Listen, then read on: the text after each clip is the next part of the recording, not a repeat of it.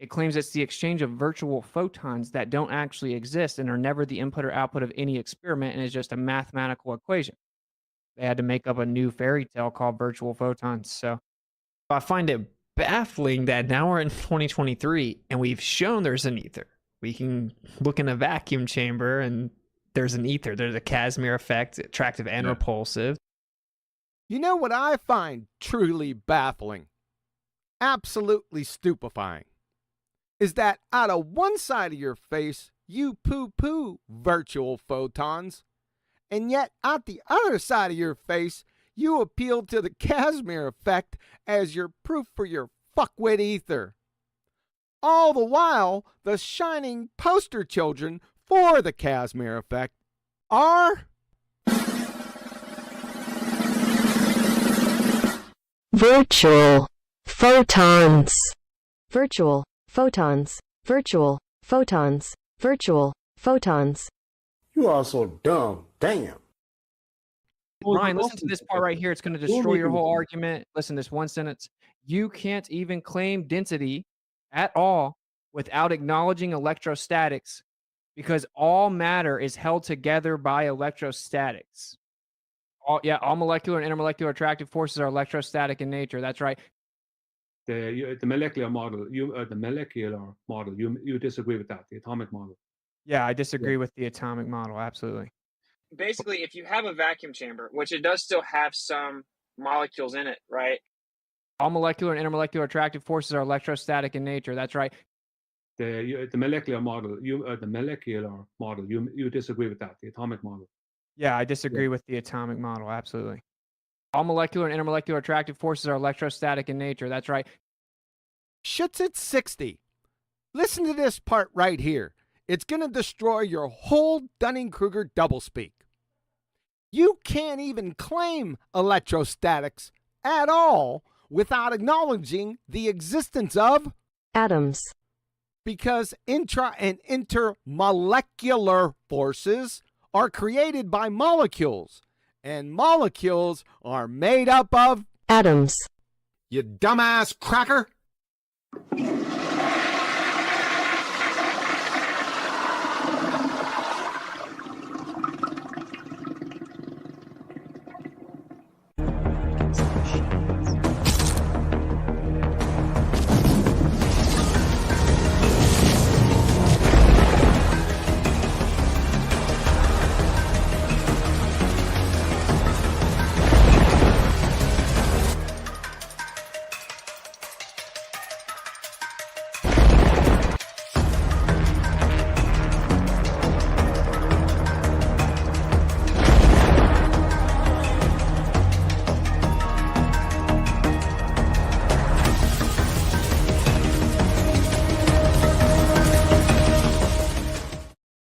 And we're off.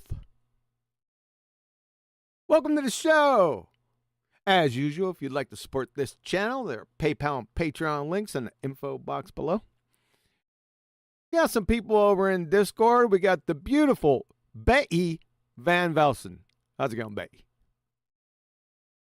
Now you're exaggerating. I am not exaggerating. What am I exaggerating? The Betty.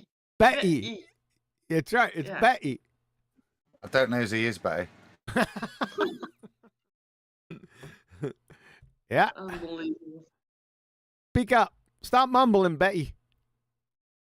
I'm a little bit away from the computer, so that might be the thing. Because I have some food in the oven, or well, it's gonna take some time, but I have to basically watch the sort of ring thingy, and then I have to put it in, and so that's I have to be able to run away. Why you have to watch the ring thingy? Isn't the ring thingy an audio thing? Yeah, the ring thingy is an audio thing. I have to watch that it's going to ring. You have to watch that. That makes perfect sense. Jeez. Jeez. Get closer to that mic. I try, but I have to be able to get away, get an easy exit. You've clearly established that. Thanks. So, when you're talking, I say thanks. when you're talking, you get closer to your mic, and then when you finish talking, you back up and watch for the ring thingy. Ring thingy? The ring thingy to ring. Yeah, you have to watch that. Yeah, we the thing we just established. It's sort of yeah. I have to basically look at the direction where the ringy comes from, so that I can understand that it's ringing. That don't make no soft. sense. It's so soft you can hardly hear it. You may begin. Thanks, Nathan. Is he the ring thingy? He's still having some computer problems My goodness. from what I'm seeing. I think he's really close to getting it totally solved, but he hasn't been live for the past couple days. I think he's not live today because it's his daughter's birthday today. Ooh, happy birthday. Which one? Clover or Eleanor? I didn't catch that. Eleanor, I think. Eleanor. See? There you go. There's people that pay attention to detail, John. Yeah, I figured that you didn't let me respond. I wasn't done yet before everyone jumped in. Now, isn't Clover's birthday, isn't that sometime towards the spring? The what? Isn't Clover's birthday somewhere in the vicinity of springtime? I have no idea. I really don't. Maybe Nathan can respond in the chat. Yeah, he will. That's what I'm waiting for. Really? Do you guys also have these like annoying flies in the house? No, we have screens. You never open anything? Yeah, No you open the door, window. windows. Yeah, but then no wind comes through. Yeah, it does. It comes through the screen. No, it doesn't. Yes, it does. Absolutely not. Oh my God. But there's a certain sort of kind of weather that you have, and then these flies get on you somehow. These flies get on you. Yeah. Yeah, like dirty flies. Yeah, you're not a Rolling Stone then. No. There ain't no flies on me. So Nathan did respond. Yeah. He said Clover's was in the spring, like I said. Very close, like 60 women trying to climax. What the hell? The PC is very close. Oh. Yes, Eleanor's birthday is today, and Clover's was in spring. That's not summer. I said, what in the world? I said, we still don't know. I said it was going to be the process of elimination there, Betty. You see, I knew that Clover's birthday was in the spring. Now, I know we're in summer, meaning, watch this. This is going to be real tricky. That his other daughter's birthday must be in summer. So that would have to be Eleanor. Then you could just be like me and say Eleanor. You see how I deduced that, Betty? No, you said that one of the daughters her birthday was before summer. No. Yeah. I said spring. Before summer. That's before summer, but I didn't say that. Summer, yeah.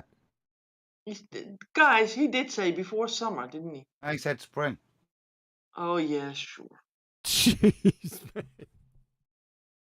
You guys are one of a kind, all of you. Well, we're guys. And we're not one and the same, because I use deodorant, Adam doesn't. Right. No, I use female deodorant. This is a family show, Neil. Yeah, because Eleanor is listening. I use secret for women. Maybe we need to sing for Eleanor. Come on. Go ahead, Betty. Start it off. You're gonna chip in here. Happy birthday to you. Happy birthday to you. Happy birthday, dear Eleanor. Happy birthday to you. You're 5. So it's Eleanor's, Mr. Robot. So it's Eleanor's birthday today. You know, there's another birthday today too. What's the date of our birthday, Nathan? 25 July? Just want to make sure because It's there's some today, what is it? 25th of July. 25th of July, right? Yeah. Yeah. Guess whose birthday it is today on this side of the pond? Anyone? Your chat. Nope.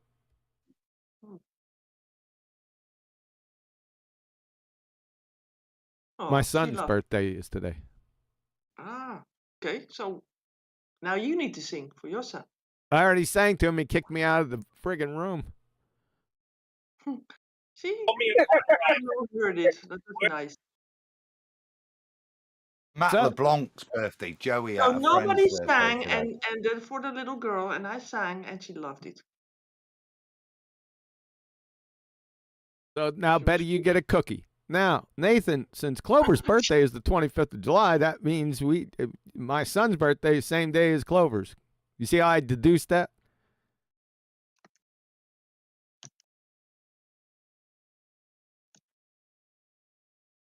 Thanks, Betty.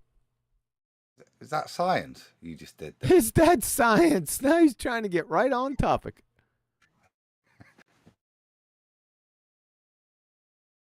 What do you think? Be not. It's a what is or an existence question. So it's not, can't be natural science, it's category error. I don't think I'd want to try and formulate it. Stop mumbling, please. I don't think I'd want to try and formulate it. It's like you're in class, man. You got the same problem, Betty. I'm sorry, sir. And it's the same cause, too. Being away from your mic. Adam has his heels up and he's away from his mic, just la, la, la, just like you. He's watching for something that's ringing. The bird in his ears. Oh, I'm sorry, Brian. Yeah, Eleanor's, not Clover's. Correct. Please forgive me. Now shut the hell up, Brian. Who asked you? You still are confusing. How do you get yourself out of this one? I didn't. I switched them. Yeah, you just did. Unbelievable. It seems like it's seeming like, apparently, that, and not the not actually context, that you're out here trying to catch little peccadillos every time we go live. Why is that? It's fun. It's all right. Fair enough. It's the thing I live for. Yeah. Little insecurities, right? Oh, little picadillos. Little peccadillos. You got to point out those little insecurities to validate your own existence. Absolutely. Call me the picadillo parasite.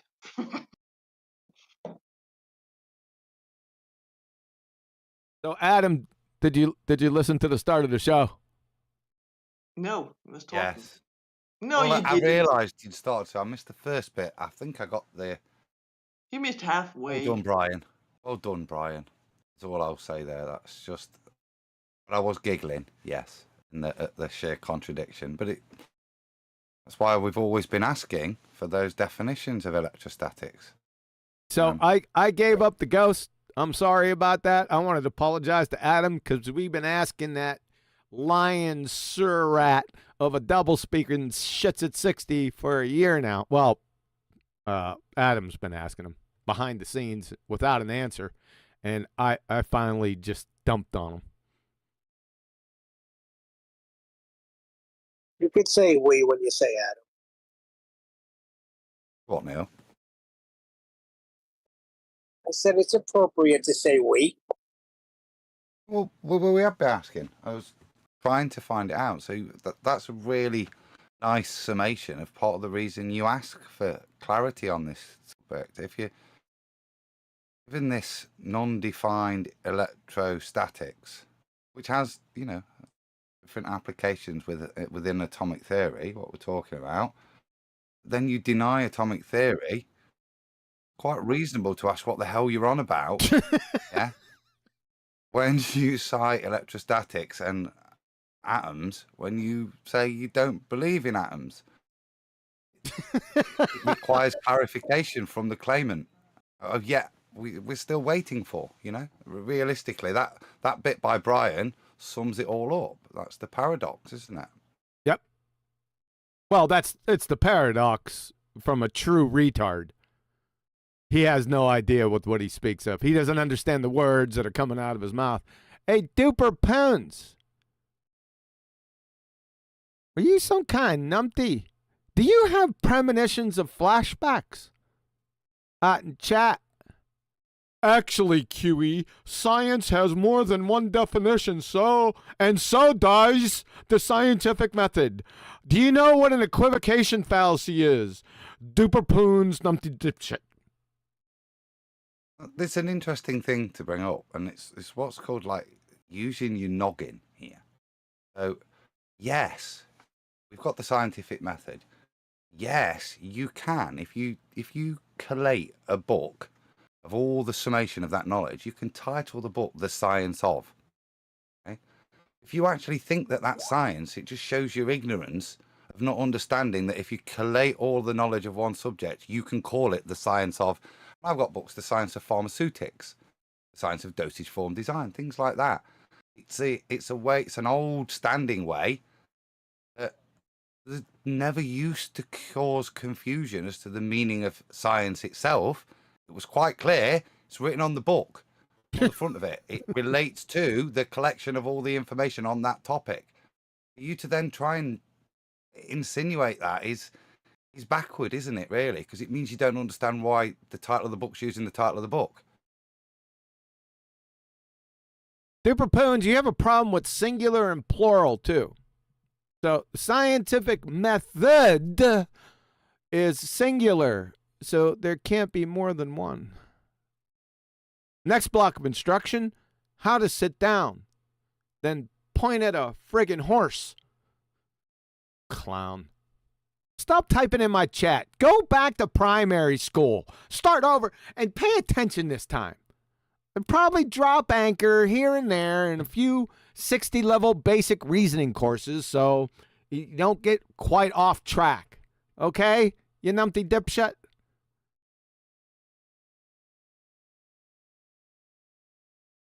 Good. We can move on. Let's get back to electrostatics.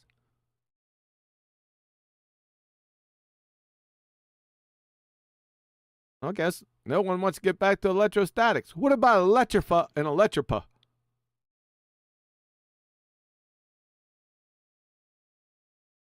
That's a different claim by a different person. That is. You're right.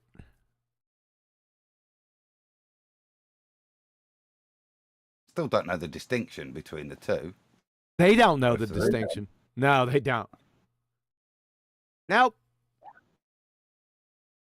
I don't even know if electropa and electrophore relate to atoms like electrostatics does. I have to admit my ignorance there. Stop mumbling. I have to admit my ignorance there. I wasn't mumbling there. I was just. All right, let's listen to it again. It would be best because I missed the start as well, and I think everybody else in the panel did because Betty was nattering like one. Betty was yakking, wasn't she? Betty, were you talking? When? At the beginning of the show? Yes, I was. Don't let it happen now again. I'm really at school. I get reprimanded for not having my arms folded when attending class. Duper Poon said he's going to look up equivocation fallacy. All right, go on, Moot. We'll play it again. So everyone ready? Here we go. Shit's at 60. It claims it's the exchange of virtual photons that don't actually exist and are never the input or output of any experiment and is just a mathematical equation. They had to make up a new fairy tale called virtual photons. So I find it baffling that now we're in 2023 and we've shown there's an ether. We can look in a vacuum chamber and there's an ether. There's a Casimir effect, attractive and repulsive. You know what I find truly baffling, absolutely stupefying, is that out of one side of your face, you poo-poo virtual photons, and yet out the other side of your face, you appeal to the Casimir effect as your proof for your fuckwit ether. All the while, the shining poster children for the Casimir effect are virtual photons. Virtual photons. Virtual photons. Virtual photons. You are so dumb. Damn. Ryan, listen to this part right here. It's going to destroy your whole argument. Listen to this one sentence. You can't even claim density at all without acknowledging electrostatics because all matter is held together by electrostatics. All molecular and intermolecular attractive forces are electrostatic in nature. That's right. The molecular model, you disagree with that, the atomic model. Yeah, I disagree with the atomic model. Absolutely. Basically, if you have a vacuum chamber, which it does still have some molecules in it, right? All molecular and intermolecular attractive forces are electrostatic in nature. That's right. The molecular model, you disagree with that, the atomic model. Yeah, I disagree with the atomic model. Absolutely. All molecular and intermolecular attractive forces are electrostatic in nature. That's right. Shits at 60. Listen to this part right here. It's going to destroy your whole Dunning-Kruger doublespeak. You can't even claim electrostatics at all without acknowledging the existence of atoms. Because intra and intermolecular forces are created by molecules, and molecules are made up of atoms. You dumbass cracker!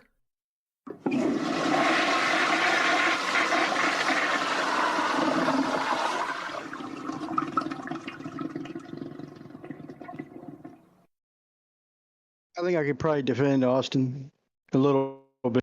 There you go. You're going to defend Austin? Really? Go ahead. I'll try. I think in just giving a critique, I think the fact, I think you grouped him in with the shiny, smiley mainstream media of with the first claim as far as the Casimir effect. Like I don't think Austin, in fact, I'm pretty sure he doesn't believe in particle physics. He doesn't what? He just claimed the Casimir effect is proof for his ether. We just heard him. But not if you're going to rope him down in particle physics view. What? Materials view is totally different from the etherical view. What? And really? No. He's claimed the Casimir effect. Literally, we just heard him. That for proof of his ether. He claimed it to Babylon Bob. Are you saying I shouldn't believe my lying ears? I wouldn't go that far. Can you play the beginning of that again? Sure. I'll stop it at the beginning or right after the Casimir effect. Okay? Yeah, there you go.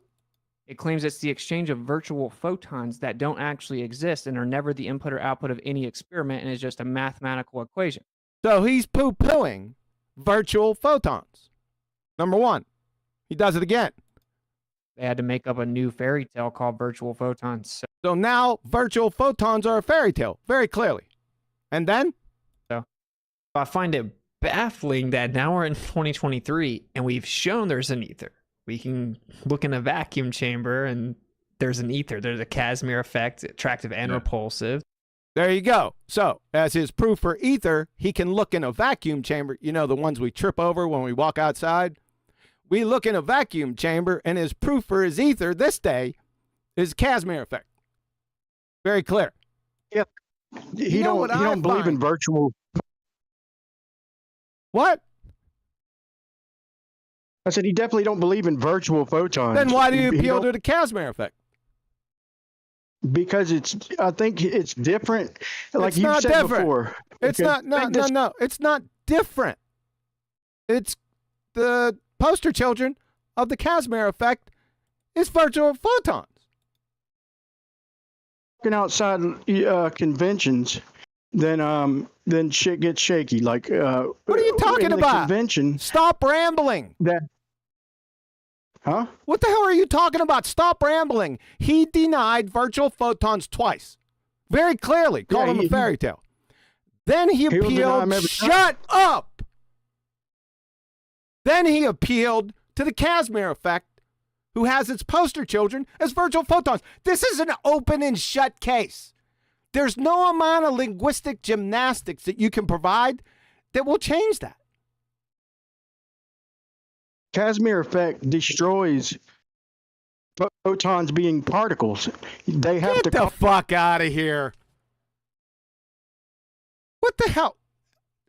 I don't know. Can somebody else try to translate for him? He's a bit slow. Yeah, this is what happens, though, isn't it? This is what happens. Okay, so not our words, not our claims, anything. It's words, yeah? He states fundamentally there that the thing that proves the ether is the thing he doesn't believe in. You know, it's paradoxical to make two statements about these phantom photons, yeah, and then cite something that is now proof of the ether, and fundamentally, I'll read it, yeah, fundamentally, it's caused by quantum fluctuations in the electromagnetic field, yeah, the effect. The vacuum contains virtual particles which are in continuous state of fluctuation. Yeah? The idea of virtual particles came from the Heisenberg uncertainty. This is just theory again, remember? No, yeah? Virtual particles. Yeah, but those virtual particles that prove the ether, Brian, yeah, as stated by Whitsitt, are the very thing that he denies the existence of before going on to cite them as the proof in the Casimir effect. Yeah, so come on now. Can you see to a rational person the contradiction there? Doesn't need explaining what ether is or any further, but can you see that contradiction there? Yeah, but let's be fair. Hold on, let's be fair. I didn't get to finish almost, but let's be fair. He don't believe that, and any ether physicists don't believe that photons are particles. They don't believe they're. Hold on, let me finish. No. Before you go to mitigation, let me finish, wouldn't it, Adam? Yeah, I know, but I'm just trying to get clarity. You recognise that contradiction. Now, I'm going to allow you to go to your mitigation and explain why, from an Aetherian point of view, the Casimir effect isn't the Casimir effect as cited. It's how you've reimagined it. Can we just get that first point? There's a clear contradiction here, yeah, and then go on say why. Well, let me get one sentence out before you lead me, if you don't mind. I'll let you lead me all you want, man. I'll answer the best I can. I'm not going to weasel out. I'm saying that the reason they come up with the virtual photons is because there's no particles there, so they had to call them virtual particles, virtual photons. Austin's argument is that photons are not particles. He's not down with particle physics. That's Einsteinian, Brownian motion, photoelectric effect horseshit. What? That's not. Einstein didn't come up. Not down with that. Yeah, you're knucklehead. Well, what? That's not addressed anything, has it? Really? Nope. Other than just to say I don't believe any of the things that I'm going to cite doesn't really help your position. It's not proving ether, is it? It's not even demonstrating ether. I agree with that. It's making a parallel claim in something that you deny is therefore the effect of ether again. It's not particles, it's ether. These what are they called? You understand these virtual things that are an idea of as a consequence of the Heisenberg uncertainty. This theoretical physics is now the proof, if we don't think of it as theoretical particle physics, but think of it as theoretical etheric physics, we can now use the Casimir effect to demonstrate the proof of ether. That's fundamentally what was said there by Whitsitt, and are you really supporting that? No, I'm giving his side of the argument, man, and I agree that's. Jesus Christ! Bro. Let me respond. Wouldn't you say that was Brian? Wouldn't you say that was a fair summation of his position? Let's have a good show, bro. Let's have a good show, man. Let's just. I'm not shitting on nobody. I'm just giving his side of it. I'm not. And you interrupt me right when I go to respond, dude. It's kind of fucked up. Well, you're speaking for Witsit, and we hear it clear as day. No, he's not. Well, I just want to make sure here that the I want to know when was photons and electrons and other elementary particles. No.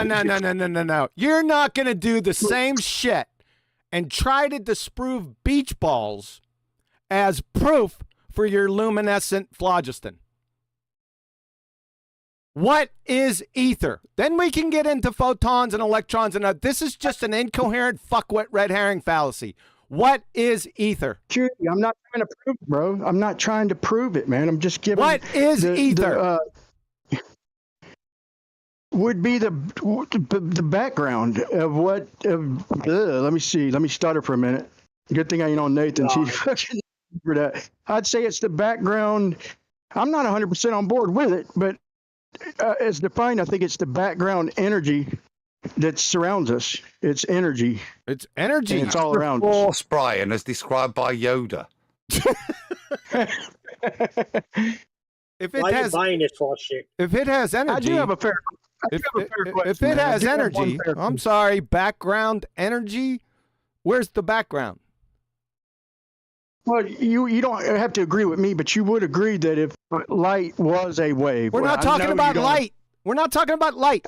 You said background energy. Get the Adderall drip out. Get the Adderall drip out. You said it was background energy. Where's the background? Energy.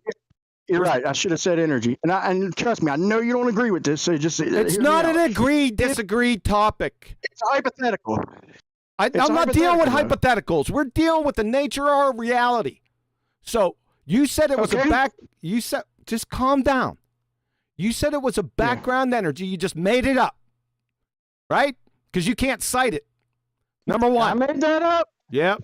So, what background? Where's the background? First of all, you'll have me married to the ether by the halfway point of this show, won't you? It does. It doesn't really matter. I heard everything I need to hear, Brian. Yeah, you just said it's hypothetical, and if we're in that realm, no, I'm telling him hypothetically. If ether is a wave of energy, but you can't demonstrate that, so it's hypothetical. Something is what something does, right? So if there is a background energy, if there's waves, it would have to be a background substance, right? No, Brian, stop, please. We're now in the hypotheticals, aren't we? If. Now, you're calling everything a particle. So that's calling everything a virtual particles. That's are we attacking atomic theory, or are we trying to clarify the claim of ether? Which are we doing? He definitely attacked Austin's view of atomic theory. That's all I'm saying. Which are we doing? I'm defending are we trying to comprehend ether, or are we attacking atomic theory? I'm not sure. He attacked Austin's view of atomic theory, Adam. So I'm just giving the side of that. Not him, you. What are you discussing? Atomic theory, or are we discussing the actual topic, ether? If he has a whole different convention. Not he. You. Me, I'm on the fence, man. I'm all the arguments and stuff, man. And hear it from a fair vantage. So I'm just giving his side. I agree with dude, I'm on the fence, dude. I don't necessarily agree with all that. Whilst you sat on that fence, do you hold any actual empirical evidence for this that we could discuss? I can't find. This is why I'm on the fence at all. I can't find scientific proof that the fundamental are particles. I can't. No, that's not science. No. Hold on. That's not science to begin with. That's a what is question or existence question. Has nothing to do with science.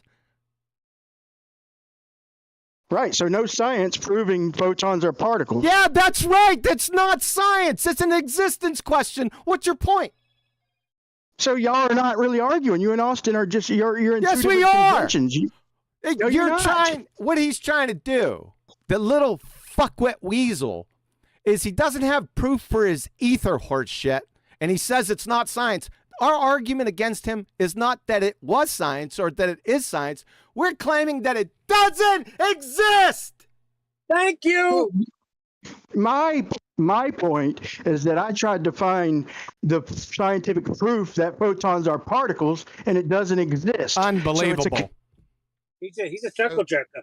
Right. Y'all are arguing outside of each other's conventions. Y'all should. It's not a convention. We're back on photons too.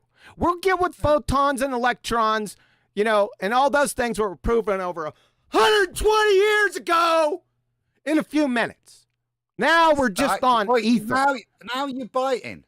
Right? I asked the question again. What are we here to discuss, Brian? What are you to prove the ether or to attack atomic theory? Because every time we start to talk about proving the ether, you attack atomic theory as if that's relevant to proving ether. Right. Yeah? No, I'm trying myself personally. I'm trying to get to the root of the argument, and it seems to be whether photons and electrons. That's not the argument. It is my argument. It's fucking ether. We were just talking about the Casimir effect with virtual photons. Now you're on, well, photons and electrons and protons don't exist. You dumb fuck. It's a different argument. Virtual. So no, if we're going to agree it's a convention, fine. It's not a convention. Shall we Virtual go? particles Please. is not a convention. Virtual particle. made Hold it on a Brian. second, Betty. Adam, Betty. Jesus, Brian. Do you got the Adderall drip out? I want you to central line it right now. Photons, electrons, protons, the atomic structure offered by quantum mechanics, which is the basis of the entire fucking computer industry, what you're using now to communicate with us, is not the topic of discussion. Just yet. We can get to that. There's no problem. Shut up. So technology. We can get that. We can get there. There's no problem. The first topic is ether. So we want to deal with the ether horseshit first, and then after that, we can get to the atomic structure arguments. How about that? Yeah, but that's the argument with the ether. I'm not going to say that I can scientifically prove that. That's not the point, Brian. It's But not are you science to saying begin with. that we'd have no. OMG. Just hold on a second. Betty, please, you had something to say. I was just going to leave. Yeah, I want to shout out at Superchat because otherwise I won't be able to. It's really a funny one, by the way. From Godzilla37, he says, this Superchat was sent selfishly. I wanted to hear Betty speak again. Or Betty. Betty. We'll shut up for Betty. We'll all shut up for Betty. Thanks. I swear to God, I'm not trying to get emotional, man. I swear. So don't leave our arguments. Hey, Rachie, 00000. You need to come on into Discord. Somebody hook her up. She needs to come on in here. You don't worry about that lion Surat Austin. You've got enough problems on your own, okay? So we want you to come on in here. Shut up, Brian. We want you to come on in here. Austin didn't have a point. He contradicted himself. Didn't you hear it? Do we want to play the second contradiction? I got about 85 of them. Yeah. First, you agree with virtual photons, right? I don't agree with shit. It's his claim. He doesn't agree. Yeah, no, but then you're smearing him with mainstream horse shit. It's not. It's the words out of his mouth. He didn't say he believes in virtual photons. I know. Brian. Oh my God. Brian. Right, let me just summarize what was said. Denies the existence of virtual photons, which are, Speak up, Adam. He denies the existence of virtual photons. He then goes on to cite the Casimir effect, which has an inducement of virtual photons. The fuck is a virtual photon, man? What the fuck? That's is proof. These are not my words. Just play it again, QE, please. All right. Just play it again. My God. It claims it's the exchange of virtual photons that don't actually exist and are never the input or output of any experiment and is just a mathematical equation. They had to make up a new fairy tale called virtual photons. So now Whitsitt is saying that they're just made up, and he believes that virtual photons are fairy tales. Very clear, very plain. The next statement. I find it baffling that now we're in 2023 and we've shown there's an ether. We can look in a vacuum chamber and there's an ether. There's a Casimir effect, attractive and repulsive. So, for the proof of his ether, he invokes the Casimir effect. So, on one hand, he's stating that virtual photons are a fairy tale, and then on the other hand, in a paradox, he's claiming that the virtual photons in the Casimir effect is proof of ether. But what he doesn't know, because he's a knuckleheaded dipshit, is that the poster children for the Casimir effect are virtual photons, whereby debunking his previous claim that they were a fairy tale. This is pretty cut and dry. Children. He doesn't agree with the poster children. Do you? Oh my God. We agree with the poster children? Are you a retard? You're a retard. Kick him out. You're a retard. It's a simple question, bro. It's a simple question. I'm sorry, my You're a retard. Brian. QE. Shut up. Brian, you're coming back with it's a simple question. Do you realise how rude you see why QE's upset? We just put the point to you and you're not just addressing the simple contradiction. Yeah? Just that's all that needs recognising, but you're not even prepared to do that. So it's not fair for you to then say it's a simple question when you've not addressed what we bothered to just replay so that there's no argument of clarity. It's quite clear what's been said, isn't it? Do you agree with that? Yeah, but he don't agree with mainstream, bro. I mean, that's. Do you, Adam? Do you personally agree with virtual photons? Does that matter? Brian, does that matter? No. Does that matter? My individual perspective of Brian, let me describe it. Breathe. Virtual photons. Does that even sound real to you? No, it's quite clear in the English language that she used. So no, Brian, if you want to nail me down, I don't believe in virtual photons, just like Whitsitt. What would be dumb fuckery of me to do to then prove my ether would be cite an effect that invokes virtual photons, wouldn't it? It would be ridiculous and contradictory of me to do so, wouldn't it, Brian? Y'all disagree with virtual photons. We're one step closer to common ground. Be contradictory of there me, isn't Brian? Common ground.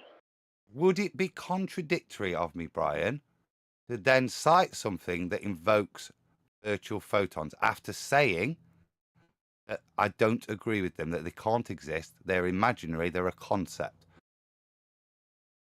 It's clear that virtual photons are a fairy tale. So it would be contradictory of me then just to because cite something after saying that, Brian. Just because mainstream science says the Casimir effect is virtual photons. Oh my God! So the Casimir effect. This is getting suspicious right here, dude. No, I was just what is told held to your claim, son. If it's vicious, it's because you're not backing it up and you're being held to account. No, what did you think? Didn't he make it clear that virtual photons are? There's no ad hominis there or anything. It's just trying to get to the bottom of your claim. Brian, you're not getting it. Yes, Whitsitt made it clear with his first two statements that virtual photons don't exist. Then in his next statement, he invoked virtual photons as proof of ether. No, he didn't. Yes, he did. Oh my God! Oh, okay, you're fucking done. You're retarded. You're retarded. I'm sorry. I got to put you on mute. No, please. Please what? Give me a moment. Oh, you're going to try to reason with him? No, I'm going to make it very clear. Whitsitt cannot. Hang on. Wasn't I clear? 5 times. Clear, Brian. Yes, you were very clear. Give me a moment. Whitsitt made it very, very clear to me that the ether is a spiritual thing that exists in a fourth dimension, outside of our three dimensions.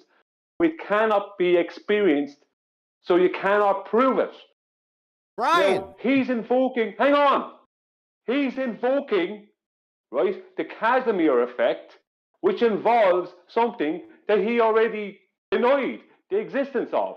He can't use the Casimir effect and change things around in it to suit his claim, because that's what he's trying to do.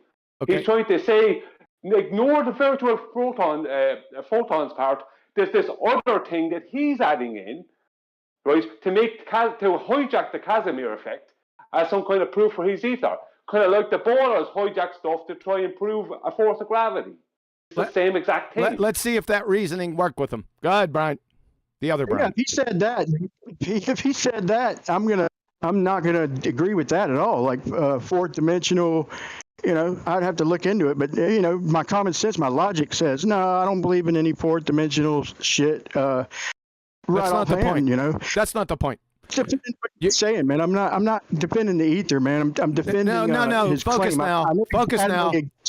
Focus now. I'm going to say this for the last time. He first said that virtual photons don't exist. They're fairy tales. And then invoked the Casimir effect, which is virtual photons, as proof of his ether. Do you understand that?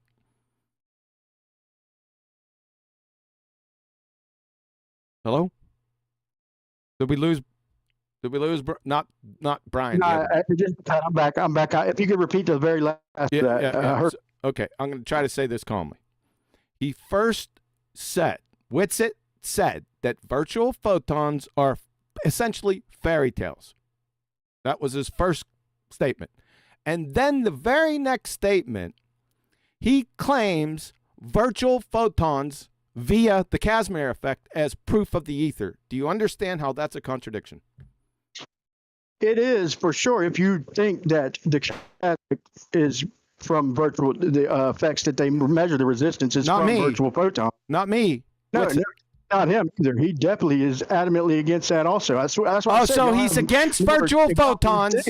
So he's against virtual photons, but invokes them as proof for his ether in the second statement. He never will tell you virtual photons. He just told us! That's if he agrees with the Casimir effect. Okay, that's it. That's fucking it. I've had it. But see, I've had it. That's it. That's it for. Sorry, Brian. If you don't get that, I mean, I can tell an incoherent second grader. I can play that for him and then explain it, and he would get it in less than a playing time.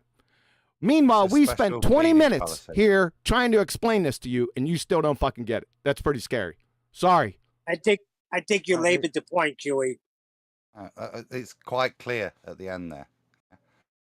It's a special pleading fallacy. Invokes the Casimir effect, but not as the Casimir effect. It's the quasi-ether effect now. Still hypothetical. But now this cited thing that invoked the thing that he denied. It's unfortunate, isn't it? It's an awkward thing. It's quite useful from one perspective, but contradictory to his other point. So the way to get out of that is to redefine the thing that's been defined that uses the thing that is denied. So if you redefine that thing, then you can move forwards and deny that its whole purpose is to cite the thing that you've previously denied. That's the way out. It's like I say, it's a special pleading fallacy that the Casimir effect isn't now the Casimir effect for you to then carry on and move forwards in this hypothetical discussion. It's fallacy at a very high level. Well maintained, Brian. Let's evaluate the second one. Let's see if he gets the second one. All right. Here's the second one. You know what I find truly baffling? Oh, damn. Brian, listen to this part right here. It's going to destroy your whole argument. Listen to this one sentence. You can't even claim density at all without acknowledging electrostatics because all matter is held together by electrostatics. So, Brian, FE test. All matter is held together. This is Witless claim. All matter is held together by electrostatics. Any problem with that? No, I've heard him claim that several times. Okay. Next statement. All molecular and intermolecular attractive forces are electrostatic. So all intra and intermolecular forces are electrostatic. Do we understand that? Yes? Yeah. I got Okay. that. He's going to reconfirm it a couple times. In nature, that's right. The molecular model, you disagree with that, the atomic model. Yeah, I disagree with the atomic model. Absolutely. Okay, so absolutely he disagrees with the atomic model. But his previous statement, he said that they were inter and intramolecular forces. We track it. Yeah. He doesn't believe in materialism. Okay, He believes- doesn't. Yep, but just relax. He disagrees with the atomic model, but is invoking as proof for his electrostatics inter and intramolecular forces. We understand that. Yeah, I heard it. Okay, let's confirm it some more. Absolutely. Basically, if you have a vacuum chamber, which it does still have some molecules in it. Now, he's just talking about a vacuum chamber. You know, the ones we trip over when we walk outside? That there is molecules in the vacuum chamber. Is that clear? Yep. Okay, Yep. Next statement. Right. All molecular and intermolecular attractive forces are electrostatic in nature. So, inter and intramolecular forces are electrostatic in nature. We That's already right. confirmed that. The molecular model, you disagree with that, the atomic model. Yeah, I disagree with the atomic model. Absolutely. So now he disagrees. I just played it over again. He disagrees with the atomic model, but he's all into the intra and intermolecular forces. Correct? Absolutely. Yeah. He don't believe All atoms are molecular physical. Okay, fair enough. Here we go. Intermolecular attractive forces are electrostatic in nature. That's right. Shit's at 60. Listen to this part right here. It's going to destroy your whole Dunning-Kruger doublespeak. You can't even claim electrostatics at all without acknowledging the existence of atoms, because intra and intermolecular forces are created by molecules, and molecules are made up of atoms. You dumbass cracker. You got it? But can I disagree with the atomic model that Nope, you can't. You deal with the actual words that came out of his mouth. with the fact that molecular? Yeah, I'll tell you what, man. You're gonna piss me he disagreed off. with the atomic model. Oh my God. Yeah, molecules are part of the atomic model, Brian. Molecules, particles, atoms, they are the atomic model. H2O is a molecule. H2O is a molecule. Do you know what a molecule is? Defined as? Yeah, do I have... You're not So he getting... can't- Hold on, Brian. Yeah. Hold on, Brian. The second Brian. Do you You a understand? materialist? Do you physics? understand that molecules are made up of atoms? Are atoms material? Answer the fucking question. I already answered, Chewie. Yes. Okay, yes. Molecules are made up of atoms.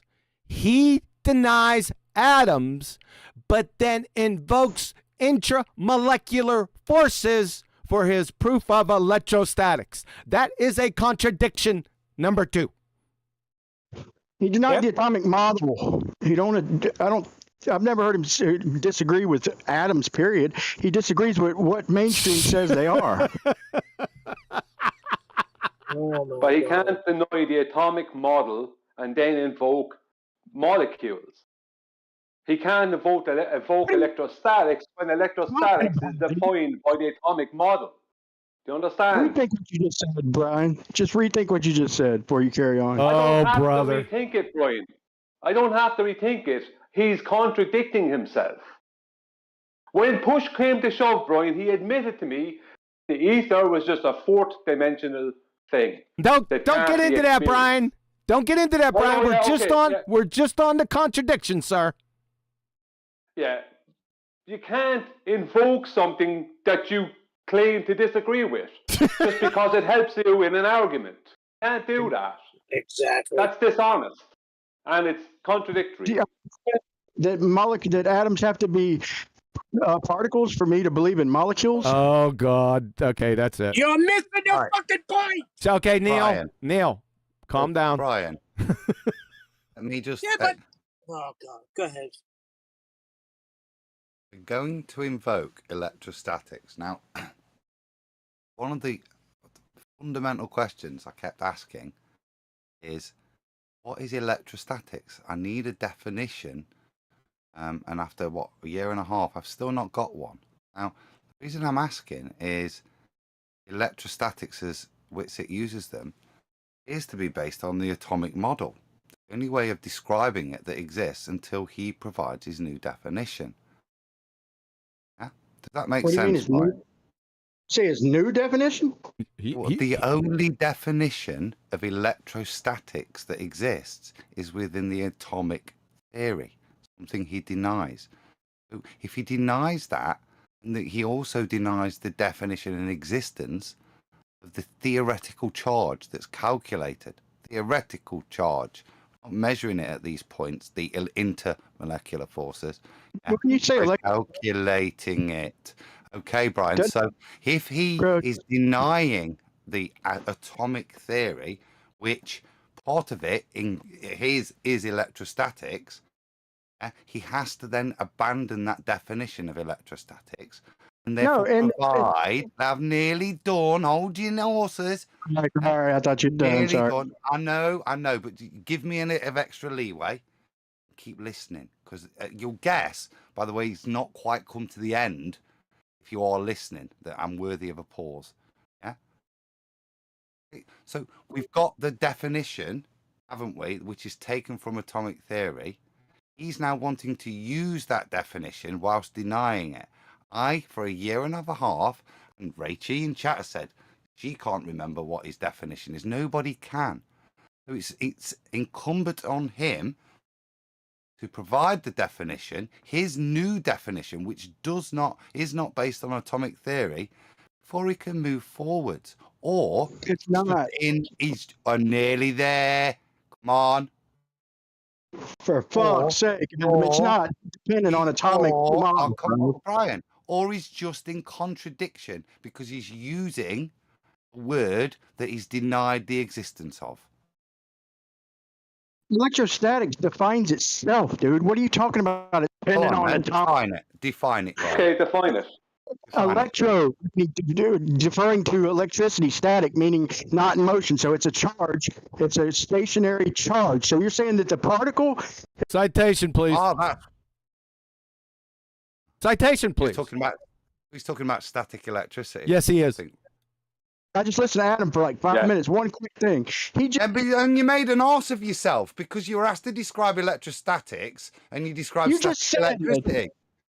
Which is one of Whitsitt's big misnomers. Is dependent on the atomic model. What the fuck? Electrostatics is static electricity. That's a charge built up on a surface, dude. You need to define electrostatics. I need citation, not what you made up, because that's not electrostatics. Not static, still stationary. No, that's wrong. No. You just made that up. That's not the definition of electrostatics. Now go get the definition of electrostatics and cite it in here, and I'll show everyone. Simple. It means a stationary charge. What are you talking about? Go get the definition and cite it. You're talking about static electricity. That is not electrostatics. Witless already told you. Intra and intermolecular bonds. Of course, he calls them forces, but he doesn't know that they're bonds because he's a dumb fuck. Do you want me to explain it to you? Intra and intermolecular forces, what are they? Go define those. All right, I posted it in a text chat. All right. I'm in text chat. I don't see anything. Ballbusters text chat. Let me see. Hold on. We're not in Ballbusters. We're in the main chat.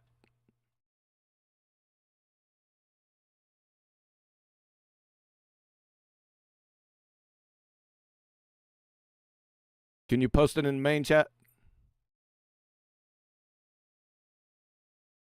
Hello?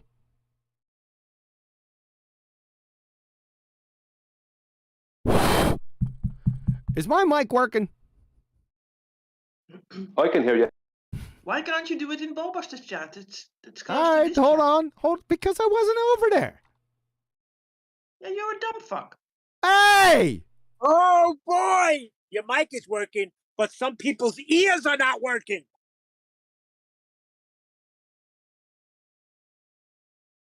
Adjective electrostatic. Relating to stationary electric charges or fields as opposed to electric currents. That's not the definition of electrostatics. Yeah, not electrostatic. Electrostatics in definition, physics. That's what you need.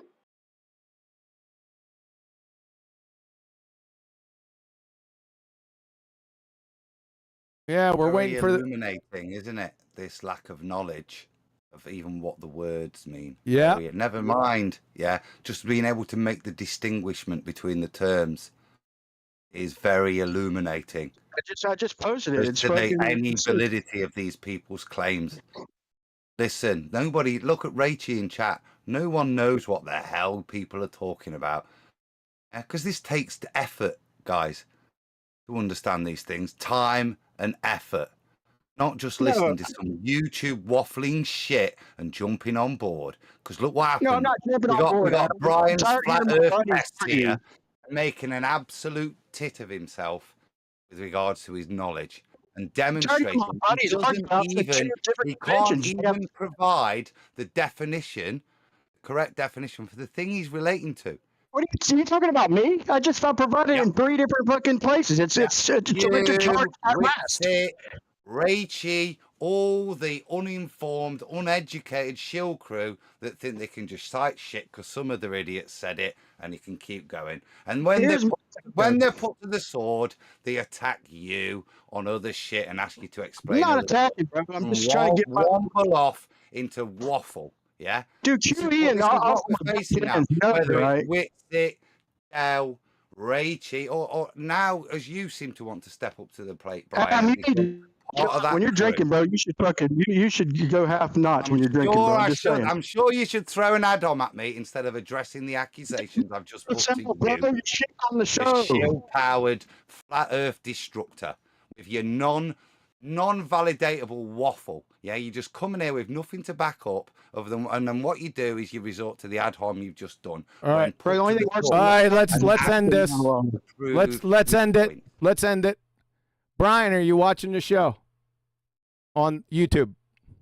Yeah, you and Austin were best friends at one time. I don't really care. Are you watching the show on YouTube, or I'll go ahead and share it? Hold on. I'll just go ahead and share in here. 1 second. Start. I got the real definition. Just hold off. That's not what I want. This is what I want. Okay. From Purdue University, you've heard Witsit say this, right? All molecular and intermolecular attractive forces are electrostatic in nature. I gave this to him, by the way. Okay? You're following. There are several types of attractive intermolecular forces. They're collectively called, most of these are van der Waals forces. Dipole-dipole forces, London dispersion forces, hydrogen bonding, and induced dipole forces. The first three from the chemistry department at Purdue, these three, are called van der Waals forces. Okay? All intra and intermolecular forces are electrostatic in their character, like I just established. Right? So what are the intramolecular forces? They are covalent, ionic, and metallic bonding. Not what you said, sir. You follow?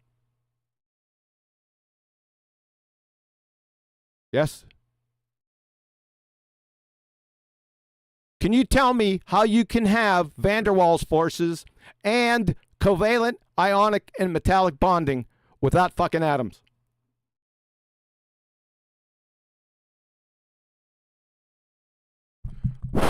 Is my mic working? He's dropped. I can hear you. He's dropped. Because they don't want to hear it. They don't want to hear it. Wait a second. He dropped? He might be going to watch it on the YouTube and then come back. Didn't I tell him I was going to share it in here? I think Brian is not much good at listening sometimes. The room is at full capacity. If he wanted to enter, he can. Betty, can you fix that? Is Betty? The room? Yeah, can you increase the number of the room?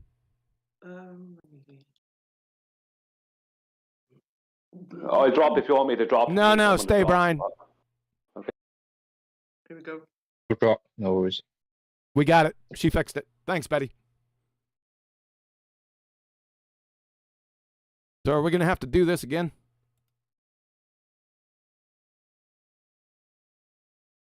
So again, Sorry. Keith. Go ahead. No, go ahead, Adam. I think let's just reiterate. I don't want to give a chemistry lesson. Yeah. I just want to reiterate the contradiction that's being made here. That's the point of recognition. Because we're not attacking here. We're trying to. I've spent a long time trying to understand this, listening to it, and it is contradictory. That's our point. And when we ask and we get the supporters, they're not able to provide the information either. We get what we're getting. And I say, just a recognition of the contradiction. You can't invoke these things and deny their causation and then expect to move forwards as if what you've said is sensical and is supported in some way. I say, if all you want to do is say, like Arwin does in some of his shows, let's talk about looping Earth. This is hypothetical. Away you go. That's not how it's being done. It's not what's being presented. Well, Whitsitt uses electrostatic forces as one of his proofs for dielectric acceleration, because he claims that they are the cause of density. Now, when I said to him, no, density is two things. In physics, it is electrostatic forces and matter. It can't have density without one of those. You need both, right? So straight away, he's denying matter as being part of density, because it's a density of matter situation. But if he's invoking electrostatics, then he is invoking atoms. Now, I'm not making any claims here about anything, but if I was going to invoke electrostatics, then I am invoking atoms. Because the definitions, or how electrostatics is defined, is via the atomic model. So people have to take that on board. He's trying to hijack the atomic model and call it some other stuff that he can't prove or even define, and then claim that he has some kind of proof of something. But he doesn't have. He hasn't come up with anything. He keeps on having to change his claims because his claims keep on hitting a brick wall when they come across our desk. So he changes the claim. If you go back and listen to me and him debating on QEs, they are back in 2020, I think it was, or 21. You listen to him now as in comparison to then, and listen to him all along. The claims involving dielectric acceleration and involving ether, because that's where it's all starting, they've changed constantly. His claims have constantly changed. That means he doesn't know what he's talking about, or he's just bullshitting people. Both. It's one or the other. No, it's As both. you said, Brian, they contain the word electrostatics in all these things that are still undefined.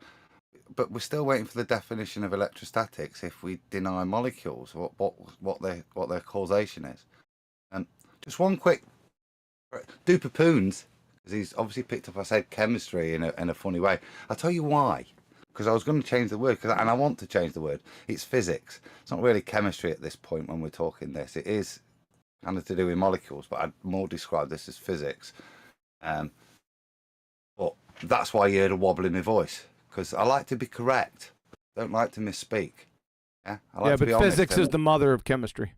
Yeah, exactly, and that's why I wobbled, because it was a bit more outside of just basic chemistry. Yeah, hopefully, if I do wobble, that's why, because I try to be as honest as I can. Doesn't mean I know everything, and I don't profess to do that. And that's why when you hear people describing new things in ways they can't define, very concerning that you see such a large part of the community jumping on board, but unable to define why, even define the words themselves as it's being demonstrated. Really concerning. Yeah, because we were supposed to be like a little bit more savvy to the bullshittery. What got us here? Is he back yet? Is Brian back yet? No. All right, so we can move on. I wasted my time with that.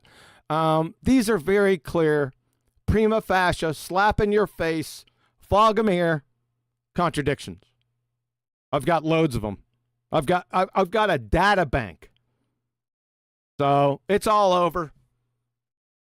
Period. Can I say something real very quick? quickly? I'll go after Neil. Go ahead, Neil. This guy, you wasted all of his time, and then he just closes his ears and leaves, Yeah, so we don't have to hear the conclusion? Something may have happened to his connection. You can't rule that out. I don't. It doesn't matter, Neil. That was very useful. It was a very good example of what the conversations are like and what the explanations that when you ask or what you get in rebuttal. Yeah, both from Brian and from a few people in chat as well. It's very telling. And if people are happy with those responses and want to move forwards in an etheric manner based on those responses, and that's their new way of viewing the world, then look, all I can say is good luck to you. What are you doing As a here? basic, What the hell are you doing here? Is all I'd say. Yeah. Apologies, Adam. When you say good luck to you, I thought you were done. Well, yeah, it was a very Irish phrase. Good luck. Go on, Brian. Yeah, I just he's on. Just so people understand, right? Solids and liquids are intermolecularly bonded. Gases and plasmas, I just stick with gases, are intramolecularly bonded. There is no intermolecular bonds in gas. Gas is described as a whole concentration of independent entities that move about independently, whereas liquids and solids are not defined that way. They're defined as a grouping of entities that are all adjoined, right? So when Whitsitt talks about electrostatics, what he's talking about is the bonds that hold liquids and solids together, and intramolecular bonds are the bonds that hold the molecules, right? Now, not all gases are described as molecules. This is the problem, right? Let's say H2O is a molecule, for instance, but something like helium, I think, is just an atom. No. Or they're molecules: nitrogen, hydrogen, H2. But I read, correct me if I'm wrong, but I read for something to be a molecule, it would have to be more two or more atoms. Like an atom is singular, a molecule is a couple of atoms together. Let's say H2O. Two or more atoms. Two or more atoms, right? That's fine. Yeah. But the point I'm making is that liquids and solids are intermolecularly bonded, whereas gases are intramolecularly bonded, but they're not intermolecularly bonded. That's how it's described. And not all gases are molecules. Nah, be careful with that one, Brian. They're not intra either. Well, it depends. It depends. Yeah. So just I think we're getting. Hold on. Oh, wait a second, Adam. We're getting way off the fucking reservation here. Yeah, but the reason why I bring that up is that so people are clear about which it is talking about. He's not clear. I know, but people. That's why I'm saying I'm giving the audience who don't know some clarity, because when they hear electrostatic forces, it sounds so dramatic and dynamic. It's like, wow, this must be something brilliant. Not realizing that what he's actually referring to is what I'm trying to detail there. That's what he's referring to. Well, he can't. I don't know who you are, Brian. Brian, again, you're a very generous man. Yep. And you try your best to make it at least comprehensible what's being said. Yeah. I don't think you should afford that to him. And I think it's probably incorrect. He'd probably argue with your best understanding you've gathered to try and make it comprehensible. I wouldn't do that. It's beholden upon him to make his argument understandable. Yeah, not you to. Yeah, you're doing a bit of an Arwin, aren't you? There on Dell. Yeah, you can't do it. You can't say no. You should put your nonsense like this. Yeah, or I think your nonsense means this. It's just nonsense, and it will remain nonsense until he makes it understandable. Yeah, not you. And I'm not having a go at you there.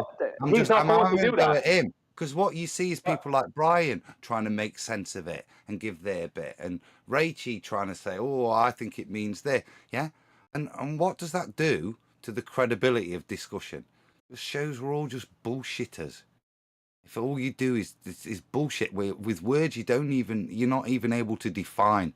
And how long have you been doing that, bullshitters? Yeah, but the point I'm making, Adam, and why I said what I said. Now, I'm not trying to back myself up here, right? And won't admit if I'm wrong. The point I was trying to make is that he is never going to detail it that simply to people, because then it takes away the brilliance and dynamic element of it. It doesn't sound so brilliant. No, he doesn't know it. No, he doesn't know it. He just knows the word. He doesn't know the meanings of words. He just uses electrostatic. And then parrots the citation that I gave him. Electrostatics. But that's why he can't use it. All matter is all matter is electrostatic in nature. It's intermolecular and intermolecular forces, right? That's all you've ever heard him say, right? Yeah. Well, I just gave you the citation from Purdue. I told him that about 3 years ago, and I gave him the citation. I said, here, go defeat those idiot baltards. But he doesn't know what electrostatics is. He can't, on one hand, deny atomic structure, and then on the other hand, appeal to electrostatics. It's a married bachelor. It is an achromatic rainbow. He is a moron, Dunning-Kruger delusional dipshit that speaks a mile a minute. So no one catches on. He thinks he's a rapper or something, right? He speaks a mile a minute, and he's betting that no one's going to stop him or catch on. Now, when somebody does stop him, what does he do? He Nancy Fag complains that he's being interrupted. This guy is a lying piece of shit sewer rat that should get his ass kicked out of this community. Flat earthers, I'm telling you what, you better kick his ass out of here. Because I told you there's a reckoning coming.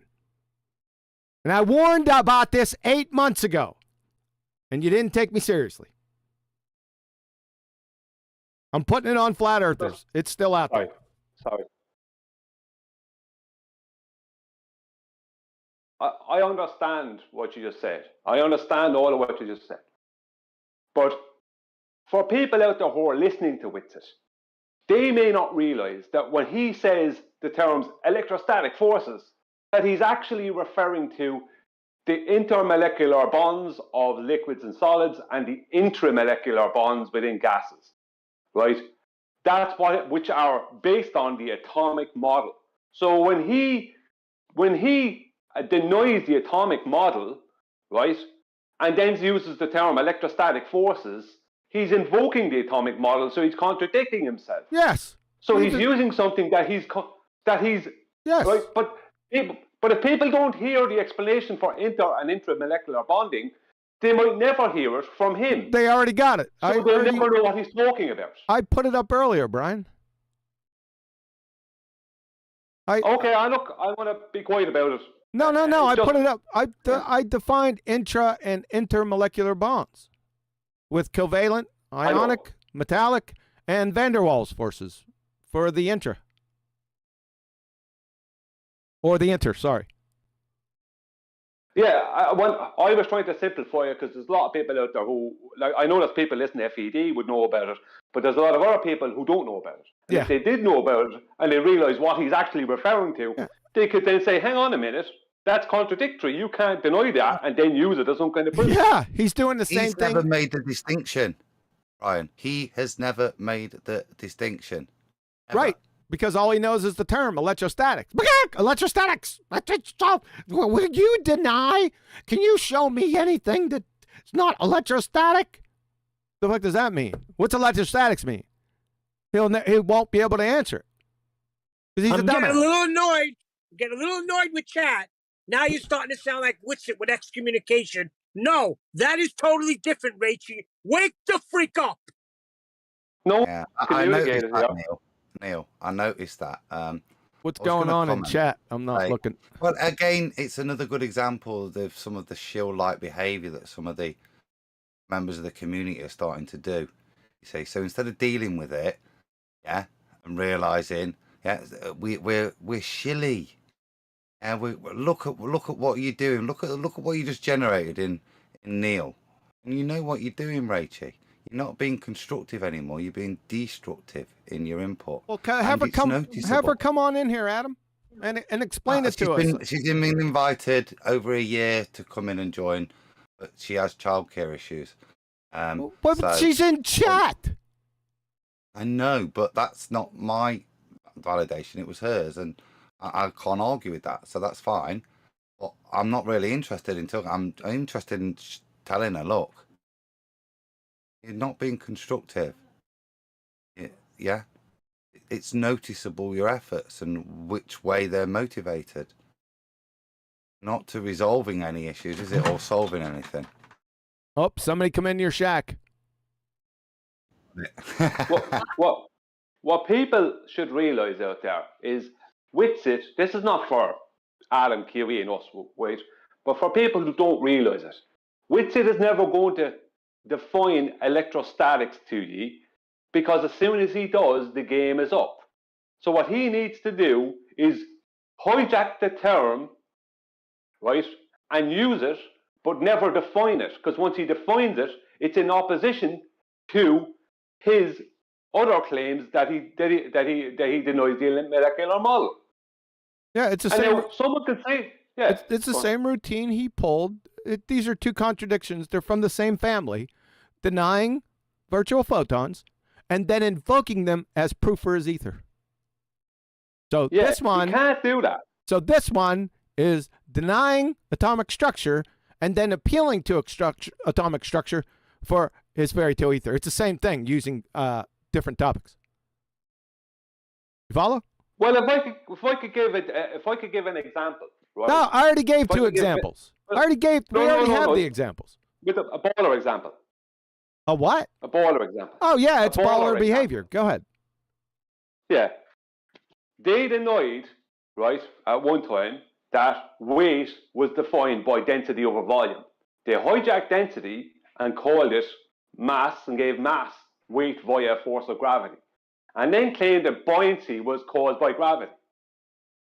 When buoyancy has nothing to do with this fantastical force, they're just trying to hijack something that is an observable real thing in reality, or something that does exist in some way, hijack it as some kind of proof for the thing that they can't prove. And proved they couldn't prove to the point where Einstein had to throw it out the window. So this is the same exact thing. He's doing the same thing.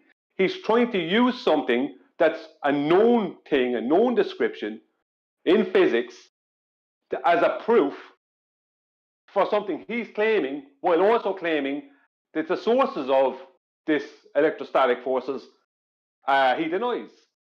Yeah. You know what I mean? It's like, I can't deny density and then claim buoyancy. I can't do it.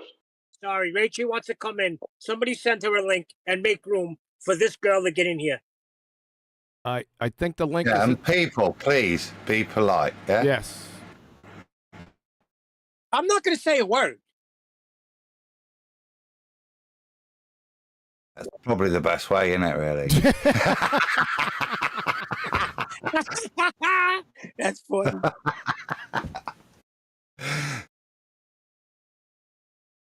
I guess we'll get to the presentation at some time today. Your presentation?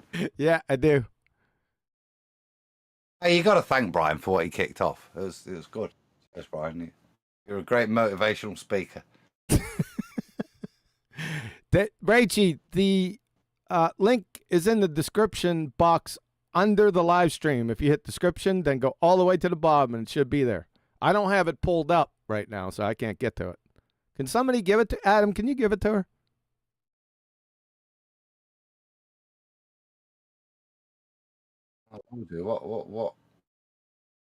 What?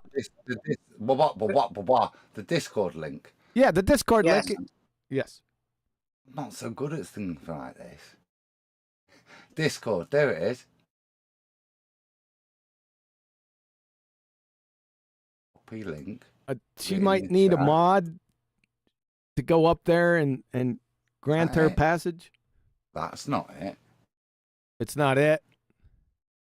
I don't know. If I click the link at the bottom, it takes me to Discord, and then it takes me in. Rachie, if you go to, just open up the info box where it says more, and then it says, "Oh, smash this." Oh, I'm also available on Discord. If you click the Discord link, it just takes you.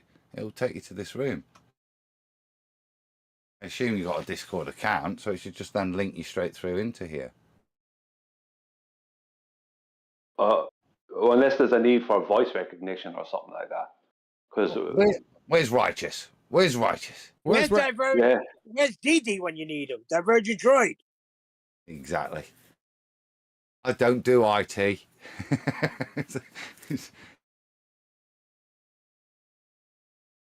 Yeah, we might be screwed on that.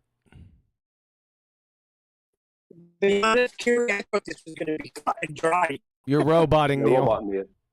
All right. Listen, the link is discord.gg /flat earth. Simple, easy. Sorry, flat earth debate. Man, I'm wrong 3 times in a row. Hey, AI, can you post that link here in BALLBUSTERS text chat? Can you post that link and then I'll repost it?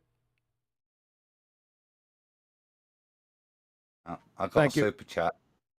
You're on super chat duty. Betty had to go. I'll have to guess that. Dave Scott, $1 US super chat.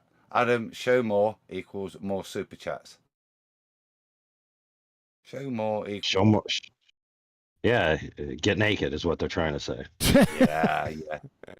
I want to see red super chats for that kind of thing, not yellow ones. All right, I put the Discord link in the YouTube live stream. Put a nipple at $150. I'll pin it too, so.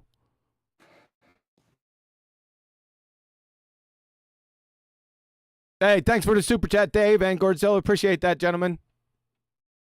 Let's get into a frenzy. My wife, she you should have seen her eyes when I told her about BALLBUSTERS. She was impressed. Was that a record? I don't know if it was a record, but it was the most I got for a year or two. The chat was on fire. I don't know. Funny. But then it stopped for Brian's presentation. There was one right at the beginning, and then people pay. It was a good presentation as well, Brian. I enjoyed that. I learned. I like it when I learn something. You know. Yeah. You can't read everything. It's nice. Okay, we'll wait for a couple minutes for you, Rachie, but I got to get to that presentation here shortly, because people, that's what they came for. As Avatar. What are we doing? Natural science and the scientific method. Yes, sir. Part 1. I think it's needed. Well, I think after all what we've just been arguing, like, not even arguing, like, just requesting evidence for. And that fundamentally is my frustration. I'm never presented with anything, not even a bloody definition. Ow. Hey, Adam, take over for 2 minutes. I thought I had. Yeah, I did, but officially, go ahead. I've lost a train of thought there, but what was I saying? Yeah, so if we're going to discuss natural science and the validity it gives, kind of what helped us move away from the ball, isn't it? These fundamentals. That's why it's very frustrating, or certainly confusing as well, to why we abandon these standards, certainty, and we happy to lower them, and in many cases lower them much lower than the standards that the ball offered us. It's very simple. It's not that complicated. People want physically, scientifically validated proof of their metaphysical claims. You're a naughty boy, AI. If you notice what I did there, it's a categorical exclusion. You can't have, in a certain way, physically validated scientific proof of a metaphysical claim. It's not the right tool for that task. So the question is, if that's not the right tool, but everyone's conditioned to accept this tool, then what you have to do is you have to murky the waters between the physical and the metaphysical and make a physical claim, and then on the sly, slide in a metaphysical claim.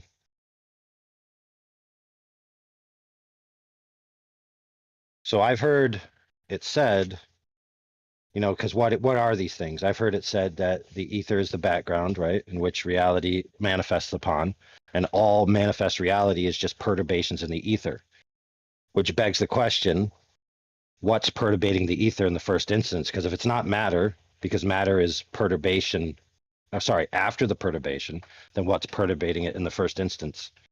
You need an energy source or something, you would think, to make the perturbation so that you'd have matter, which could then influence the ether backwards in the causal chain. So what you have is an infinite first cause fallacy.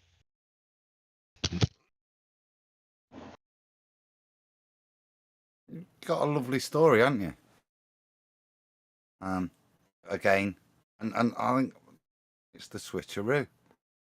We're used to switcheroos with the ballers, and that's what's kind of noticeable here. As you describe it, we move to the metaphysical to explain things. Call it dark matter or energy. Adam, stop mumbling. I'm just pondering. Sometimes I go a bit quiet. You should enjoy it. If it's a mumble, put it into context sometimes. You've put me off. I take it you're back then. No, I didn't come back yet. You're not back yet. Okay, that's fine. Ryan's back. Remember. God, it let me back in. I appreciate it, man. I was trying. I think we were having problems. I think Rachie might be trying to join. I'm not sure. It was giving me problems, and it finally did let me in. Though, if she wants to join, I'd love to hear what she has to say. This is a great topic, guys. Fuck, come on. No problem with the topic. I'd have to disagree with you there, Brian. I think this is a terrible topic. Yeah. Well, step 1 is join the server. Step 2 is join the VC verification area to speak to Mr. Righteous Force, and he'll grant you some roles that you can participate in the stream. Step 3 is to join the stream. I think Rachie's joining. I've just seen her dropped in with voice Excellent. with Righteous. It did sound backhanded, Adam. I'm sorry for that, man. It did sound a little backhanded, but dude, I've been known to do the same. I just was throwing that out there. I apologize. That was a little backhanded. That was horseshit. I apologize. No worries. No worries, bro. Thank you. Man, you stimulated a good conversation. It's been fun. Okay, hold on a second. 1 second. Where is Rachie? Rachie's in voice verification with Righteous right now. So. Okay. Fair enough. Sorry about that. Go ahead. You still back, or you're not back yet? Or you just? That was being facetious before. I am back. You were back. Yeah, because my voice. I was here in a chair. Look! Don't you start freaking lying as well. I've had enough. All right, we'll wait for Rachie. You guys are quite funny. I'm just laughing. What do you mean? Right. Like, what do you mean? Like, ha ha, funny? Yes. I mean, like, haha, funny. Go get your shine box. What? Like You how? get out of your Funny mouth. how? Hold on. Like, funny how? Like a clown? Like I amuse you? Do I amuse you? Yeah, a bit. You know, Neil, can you tell her where we're getting that from? Yeah, I don't know. That's the Goodfellas restaurant scene. When Ray Liotta and Joe Pesci are going back and forth. And Joe Pesci's like, do I amuse you? Like a clown? Tell me what's so funny. What the f*** is so funny? Man, he got a good movie about him being put on like a prisoner island, and then he ends up becoming the leader. And he I'd give wins. He shout out to wins because Ray. he finds this Oh, rocket sorry. launcher. Ray Liotta, good movie. If you guys haven't seen it, I don't know the name of it. Hey, I'm gonna real quick give a shout out to Rachie, man. She even chats cool, calm, and collective, man. She's I do look up to her also, man. I admire her opinion. I've seen it waver. You know, I've seen it. She's always honest. She calls out. She sees it. Like I said, even her chat is cool, calm, and collective, man. You gotta like this gal. I'm not I just wanted to disliking say, anybody. I'm asking why people are taking certain stances in the community. It isn't a dislike thing, yeah? There seems to be an epidemic of a contagion going around in the flat Earth quote unquote community, Think which it is is, known man. as affirming the consequent itis. Video series on I'm going to argue, and I'm going to give a damn good argument for RDD, relative density disequilibrium, because I do believe that there's a good argument. I'm going to make an argument for like motion or velocity causing vectors. I'm going to do an argument for I'm going to literally do a 15-minute debate with a baller, probably Zanuck or Rumpus, one of them dipshits. And I'm going to do every argument that we have in the flat Earth. But I will say this. All three of ours smashes the globe argument. Even Dell's fucking, like, I've been arguing against motion since I've joined this movement, but even his argument smashes the globe because they can't even have his motion because Well, hold on though. Right? That's In order incorrect, for his Brian. argument, in order for his argument to apply to the Earth, he has to affirm the consequent. That. I don't deny that. And I'm not making any claims. I'm just saying our worst arguments, no matter which one you want to call the worst, smashes the globe. That's why I like this shit, dude. Why did they smash the globe, Brian? They smashed the globe because they apply standards, don't they? Good point, Adam. If we're going to come up with anything, I heard should Dell's they argument. be held to at least those standards if we're going And to I heard- postulate anything ourselves? I heard Austin's and Dell's argument, and I mean, you could look back at my channel. I even got videos against Bob Nodell about Bob's battling bouncy balls. Like, I've literally argued against him on just me and him streams, you know. But I see what he's saying. I'll entertain it and shit. I'll entertain Dell's shit. I don't agree with it necessarily, but I'll entertain it. But the funny thing is no matter what, the ballers, like when I brought this into Discord on Earth Awakenings, like the ballers couldn't even give a cause at all. Like, we're giving at least causes like relative density as a cause, like electrostatic could be a cause, like motion could cause the shit. Like, they're saying that the bending of space-time, like they don't even have a cause, dude. They couldn't even enter the argument, bro. So this is like within this. Yo, is brother. Hold on a second. Brian, the facts are wrong. Go on, AI, go after you. Yeah, I was just gonna say, even the bending and warping of space-time isn't the cause. The cause in Einsteinian is the uneven distribution of mass, which is the relative mass per unit area in a specific location, which is what? Relative density. So even in their paradigm, it's relative density. Einstein makes the claim, Brian, within his equivalence principle, Einstein makes the claim that the Earth is coming up to meet the object. So if I live go over an object, Einstein's claim is that the Earth comes up to meet it.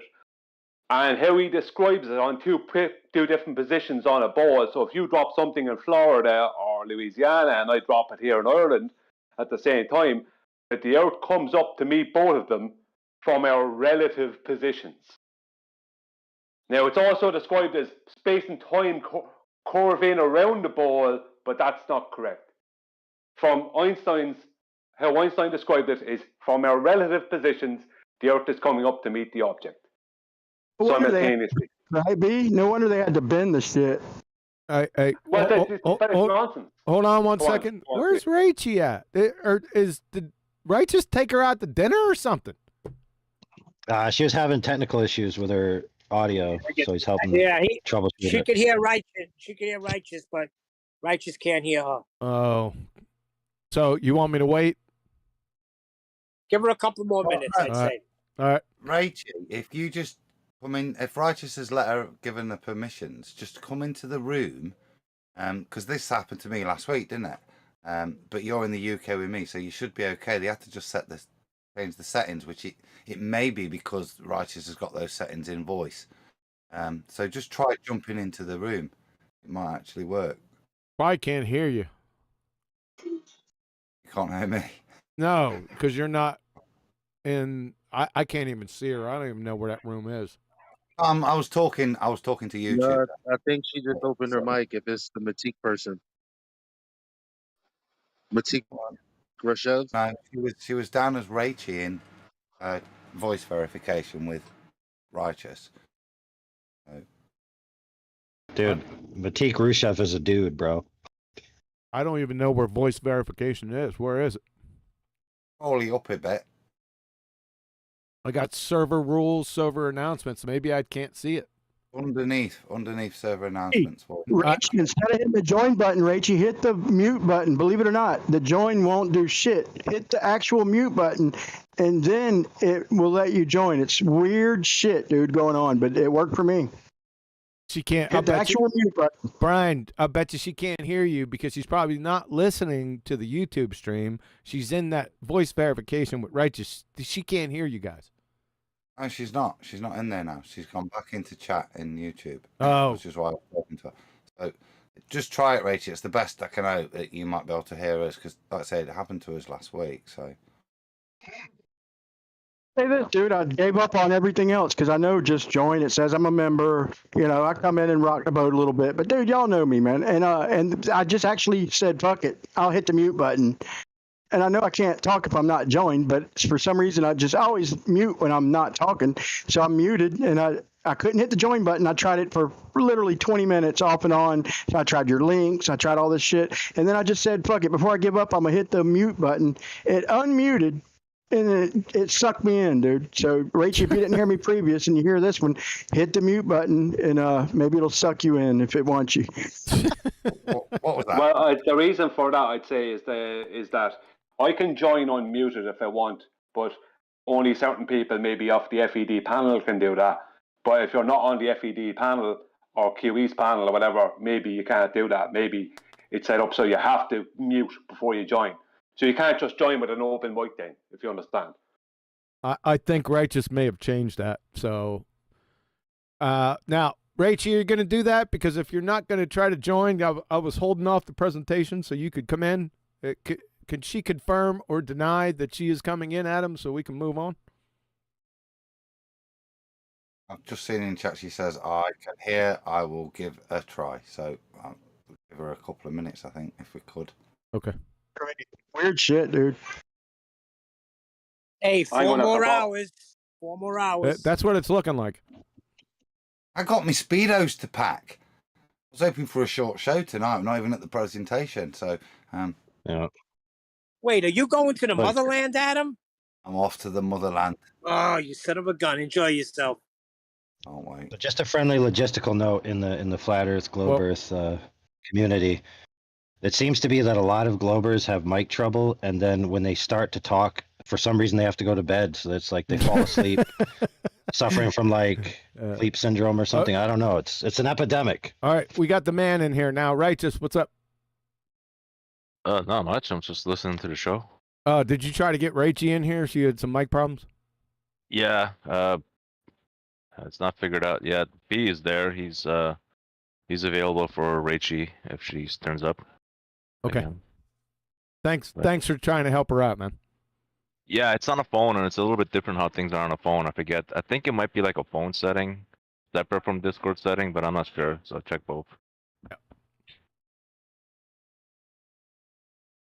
But yeah, that's it. Yeah. Should we plow on? Adam, I say plow on, and if she joins, we'll talk to her later. Yeah, but that's in the middle of the presentation, right? She might No, not. I mean after the presentation. Okay. Is that agreeable, Adam? Makes sense to me. Because you're the MC now. Well, there's no point procrastinating, is there? So let's crack on. All right. Let's do it. Because that's what everyone came here for. So this is nature, or how did I even title it? Hold on. Let me get my act together. Natural science and the scientific method. This is part 1. As it says part 1 up here. I probably could just look there.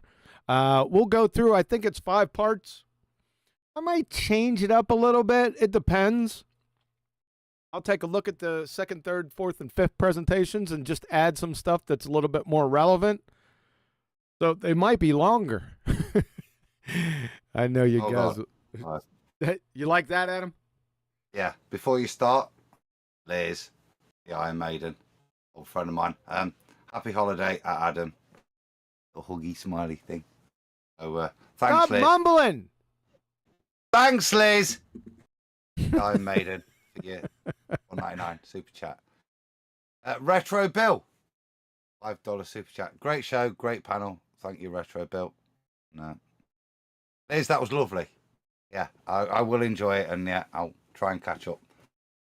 Back over to the present. Get the presentation started, right, and then people can't ask for a refund, can they? Once it's started. Once it's started, that's yeah. Until then, they are legitimately in the position of getting a refund, is what you're saying. Get it started, and then whatever happens, yeah, no ticket refund. So as soon as I say paleontology, that it's over. I think a full sentence is fair. Okay. Paleontology, anthropology, archaeology, geology, evolutionary biology. Yes, I'm still laughing, and whatever that is. Theoretical physics, that means non-experimental. Astrophysics, astronomy, and cosmology, these are not friggin' sciences, people. Now, they pretend that they are. Like if you go to university, you'll see a walkway with an arch over top. It says science, and when you walk through that arch, you're going to see all these guys inside that arch. But that's that's a mirage. Because they're not friggin' sciences, demonstrably so. Like I said, basket weaving is more scientific than these clowns. Combined. The first 6 pretender clowns, let me keep them up here. The first 6 pretender clowns, these blue guys, can't even get to the first step of the scientific method. Science or natural science. Observe a phenomena without a time machine. So they need to contact Doc Brown for them to even be considered a natural science. The final 3 masqueraders, that's who we deal with in this genre. Astrophysics, astronomy, and cosmology. Right? Those final 3 masqueraders can't formulate scientific hypotheses because they lack viable independent variables. Ergo, they can't isolate, test, and validate their dependent variables or their predictions. That's step 3 of a scientific hypothesis or hypotheses. Step 3 of the scientific method, scientific hypotheses. Could be step 2, but we'll get into that here in a few minutes. That's a hard stop right there, people. Hard stop. So, like I said, the first ones, they can't get to the first step, and these guys, they can't get to the independent variables. It's impossible. The true sciences, this is going to start up some conversation, are physics. That's quantum mechanics as of about 100 years ago. Genetics, chemistry, biochemistry, and biology. Now, I should have highlighted these. I highlighted them down there further. Chemistry and biology. You have to be real careful here because there is a lot of synthetics in chemistry, right? That is not natural science. Now, you don't throw the whole thing out because of that. So each topic, each subtopic, and I don't care, let's just do a whole broad stroke, whether it be quantum mechanics, genetics, chemistry, biochemistry, or biology, each subject and subsubject that makes claims must be validatable by experiment, or it's not science. Like I said, you don't throw the baby out with the bathwater. You don't throw the entire discipline out. Some things in biology just aren't science. Some things are, just like in chemistry, right? Biology. They conjure up conventions like the taxonomic classification system. That's not science. That's a convention. However, you don't indict all of biology and call it pseudoscience because of that. Because they do have aspects of biology that can be validated by experiment. Hopefully everyone follows that. Now, I should have just read this, and that would have told you. So I'm going to read it anyway. Caveat: each claim from any of these disciplines must be accompanied by experiment, preferably repeated, validating each claim. If no experiment, that equals cod swallowed horsepucky. And if they claim it's science and it doesn't have experiment, you guessed it, that is pseudoscience by definition. Now, to charge something to be pseudoscience, it first has to admit, of course it can't admit, it's just a discipline, but you get where I'm going with this. It has to be claimed as science to begin with. Like ping pong. Ping pong itself doesn't claim to be science, so there are no experiments in ping pong. Maybe that was a bad example. You guys get the picture, right? That it has to claim that it's science first to then be considered pseudoscience, if you guys follow what I'm saying. You can't just charge something that's not science, like economics. That's pseudoscience. No, that's economics. They never claim to be science. Follow? That's a better example. Hopefully everyone understands that. Now, I've had this presentation for the last 7 years, and I've always made this next statement. Do not fallaciously indict the actual sciences as pseudosciences, because if you do, I'm going to put your ass in a sling. So a lot of what's happening out here now are people denying this, and that because of the Twisted Sisters up here. They figure, because they're numpty dipshits, that since these guys are lying to them and they're claimed as science, that's what's happening here. No. That's not what's happening here. So, if you go in there trying to debunk these guys, I'm going to hand you your ass. Now, if you would have taken that advice, globe dumpsters, 7 years ago, you wouldn't be in the predicament that you're in. And it's going to get worse. I'm here to tell you. So hopefully everyone understands that. Next, semantics. Whenever you hear this in an argument, you know that the perpetrator is a numpty dipshit. I mean, clearly clueless. Right? Because what is semantics? From an unknown sage, words, yeah, they mean things. For Man Marine Helmsley, PhD, Biomedical Sciences, words have precise meanings in science. Uh-oh. From NCBI database, NIH.gov, Nielsen, Peter, natural, synthetic, and artificial. We're going to get to more of that down below. As in all scientific communication, precise language is essential for giving and receiving messages correctly. Uh-oh. From Dr. Mary Schweitzer, paleontologist, one of the pseudoscientists. She can talk the talk, but she can't walk the walk, but she has to admit to this. Exactly. That's one of the things I drive my students crazy on. Words count. Words are important. Choose your words carefully, Electrostatics. Choose them carefully.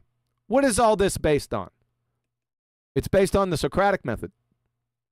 A method of teaching, this is from Webster's New World College Dictionary, a method of teaching or discussion like that used by Socrates, in which by means a series of questions and answers, The logical soundness of a definition is tested.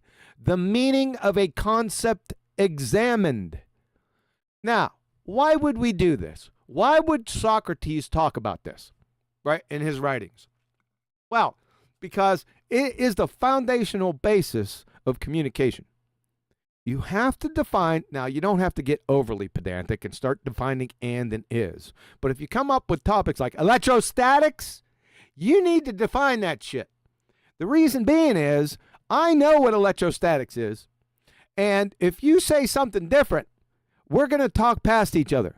So we all have to agree on what terms mean. Now, I use that term, the phrase agree, or the term agree, loosely. You have to identify what words mean. They're in dictionaries and stuff, right?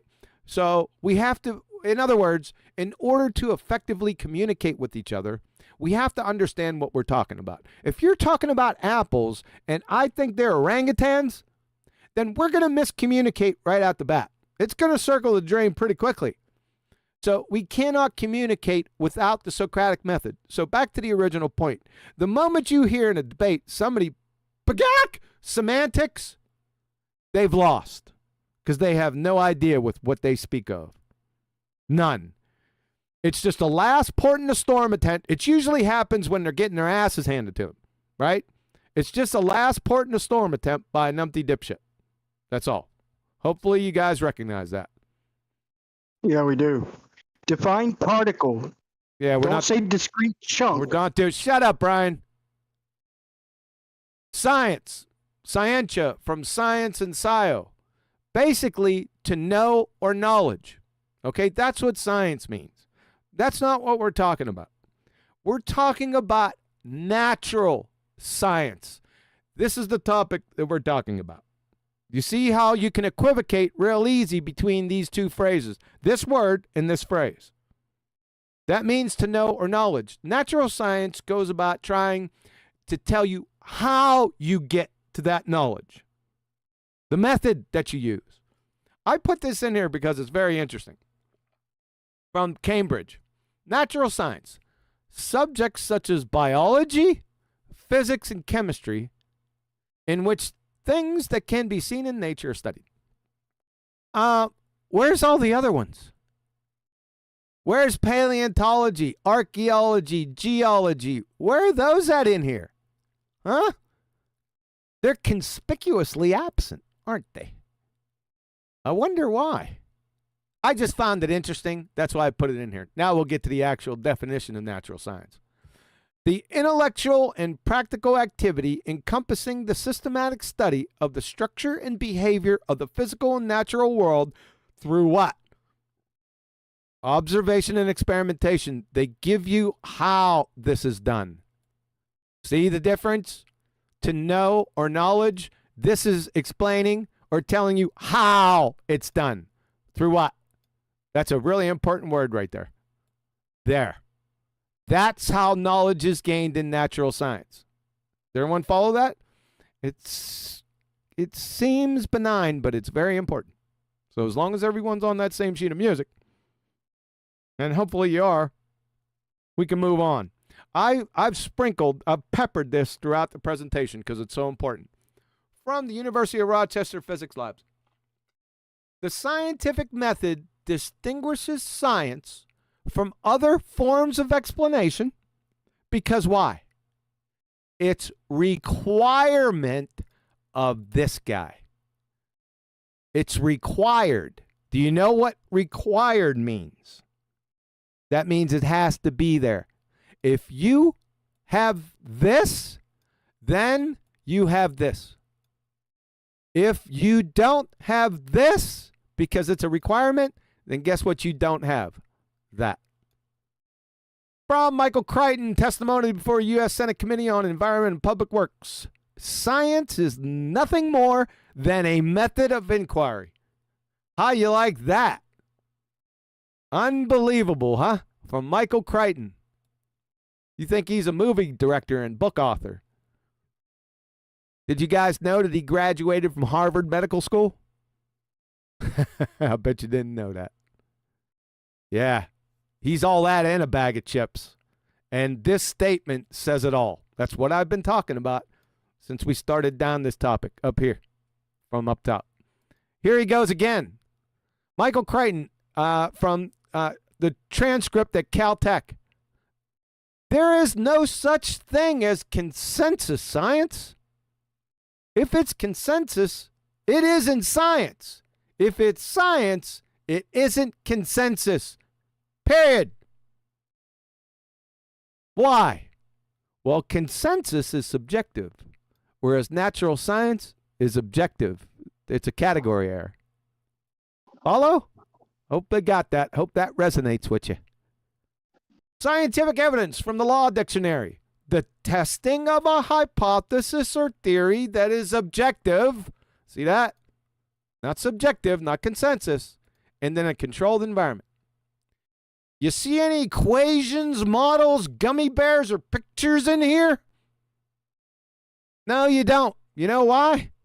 Because they're not part of scientific evidence, or they'd be in there. Simple as that. The scientific method. In 5th grade, that's why I always appeal to this. This was put up on the chalkboard. I don't even know if they have chalkboards anymore. I'll never forget it. I know, I wrote it down. I kept it with me through all these years. Step 1, observe a natural phenomenon. Now, they had observe a phenomenon in here. I stuck natural in here. They didn't put natural in there. Step 2, literature review. Step 3, construct formal hypothesis. Step 4, test or experiment. Step 5, analyze data. Step 6, validate or invalidate the hypothesis. Step 7, report results. Now, I highlighted these 3 because those are the main guys, right? The other ones are more logistical things. I didn't say they were unimportant. All I'm saying is they were more administrative or logistical in nature. These are the guys that we're looking for, because without these 3, you don't have natural science. Period. End of story. Let's see if we can't confirm that. The scientific method has 4 steps. This is from Professor Wolf's at the University of Rochester. Now, when I read through this, this is what I did. I emailed this to him and then had a big explanation down below explaining why I did. Unfortunately, Professor Wolf's didn't get back with me, because it appears M. Scott Veach got wind of it and told Professor Wolf's I was a flat earther, so since I'm a flat earther, he couldn't speak to me. But Professor Wolf's secretary, she was very nice to me. But I digress. Let's see what he has to say. This is really close to what I just told you above. So number 1, observation and description of a phenomenon or a group of phenomena. No problem with that. That's step 1. Step 2, formulation of a hypothesis to explain. That's his first problem. Why? And we'll see below. Hypotheses don't explain anything. They are suppositions. Suppositions and explanations are different animals. There's no explaining in hypotheses. I digress. Formulation of a hypothesis to explain the phenomena. In physics, the hypothesis often takes the form of a causal mechanism or a mathematical relation. This is incorrect. Always takes the form of a causal mechanism. There are no mathematical equation hypotheses. That is a married bachelor. They don't exist because the scientific method is qualitative, purely, not quantitative. A lot of people have a big problem with that. But it's very simple because it's all based on hypothesis. We'll get to that here in a minute. So that's incorrect. Number 3, this is wholly incorrect. Use of a hypothesis to predict the existence of other phenomena. No, that's the dependent variable. Yeah, no, it doesn't predict other dependent variables. Or to predict, see this? Quantitatively, the results of new observations. No, it does not. And it's not quantitative. So he was wrong, but he gets back on board with number 4. Performance of experimental tests of the predictions by several independent experimenters in properly performed experiments. That is wholly correct. So, you see my 3 in here, right? Let's go back up. Observe a natural phenomena, construct a formal hypothesis, test an experiment, observe phenomena, formulate hypotheses, number 2, and then perform experiment, which is my number 3. This is solely or wholly correct after the red stuff is gone. Hopefully everyone gets that and the rationale behind the red and the lining out. The scientific method from back to Anne-Marie Helmestein, PhD, Biomedical Sciences. The number of steps varies from one description to another, mainly when data and analysis are separated into a separate setup. But this is a fairly standard list of 6 scientific method steps.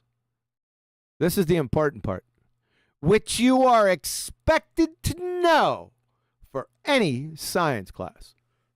Now, why is she saying that? You're expected to know before you even come into a science class she's talking about at university. You know why? The scientific method is not taught at university. If it was never taught to me. I already knew it. I had to know it because I was expected to, because I had an actual natural science discipline. So they expected me to know it before I got there. In summary, the king of the scientific method is experiment. It's birthed from the queen hypothesis, which is birthed from the first step of the scientific method. Observe a natural phenomena. Like I said above, the 3 critical indispensable steps are observe a natural phenomena, formulation of hypothesis, and experiment. You cannot have science that is natural science without these 3. Can't do it. Can't be done.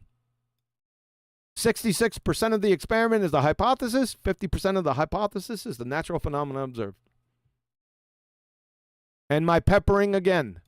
The scientific method distinguishes science from other forms of explanation because of its requirement of systematic experimentation. That's key. Without this, you don't have this because of that. Yeah, I hope you get it. You want me to stop here? Made me sick. Well, no, you just made me sick. It was all going well until you used statistics in your definition there. Where did I use statistics? Oh, that's not statistics, for crying out loud. It was a little tongue-in-cheek, but worthy of comment. All right. Do you want me to stop right there? Is there any questions on topic about what I've gone over so far?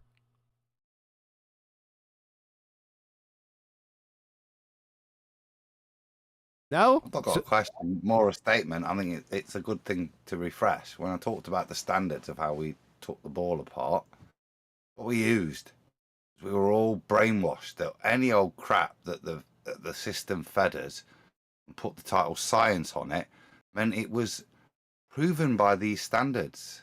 Yep. Yeah.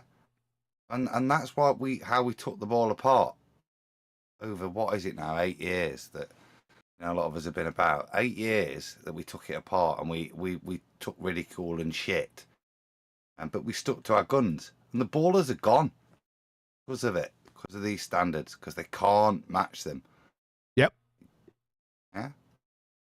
So yep. I think a nice refresher on what the standards we had and held that got rid of the ball. Yep. How do you destroy a ball tard real quick? From this statement. This is always my leading statement. 99% of the time. Globetard, please provide 1 shred of scientific evidence for your sphere tard. Right? Now, the next words out of his mouth or her mouth are critically important because they're going to expose this person or not expose this person. Right? Because the scientific method only deals with natural cause and effect relationships. Whether we have a globe or a flat, that's not a cause and effect relationship. So it's a category error. So if they don't identify that immediately and say QE, that's a malformed question. Science doesn't apply to shapes or aspects. If those words don't come out of their mouth, the jig is up for them. Right? It's over. Because I just exposed them because they're agreeing with me that there is scientific evidence. Sort of a trick question. I have a tendency to do that. But I digress. Doesn't matter. They better come back with that statement right there. It's all over. because they just expose themselves as not have any science acumen whatsoever. So they're finished. You like how easy that was? You should try it sometime. You'll reach self-actualization really quick. The first step, let's talk about the first step.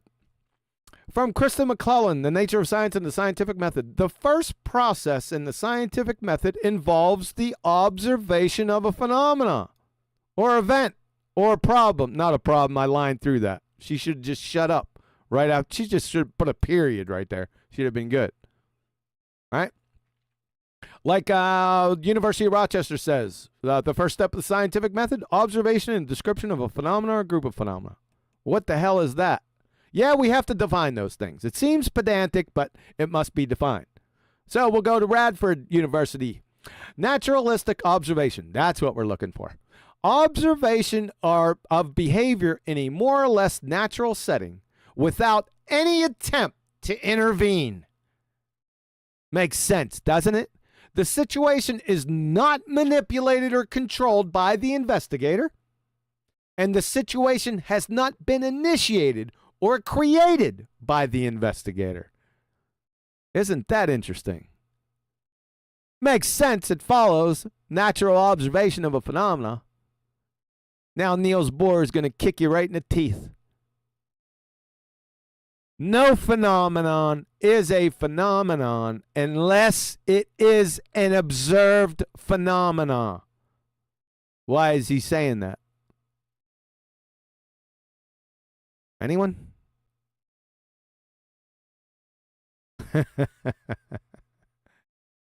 You got to observe that, monkey.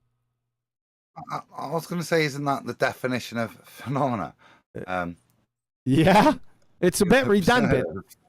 I'm sorry. It's a bit redundant. I realize that. I'm probably driving Paula crazy with phenomena. Phenomena, yeah. Right? It has to be observed phenomena. This comes from quantum mechanics. You better see that, monkey. And like I said, it's redundant. An unobserved phenomena? Really? Then how do you know it's a phenomena?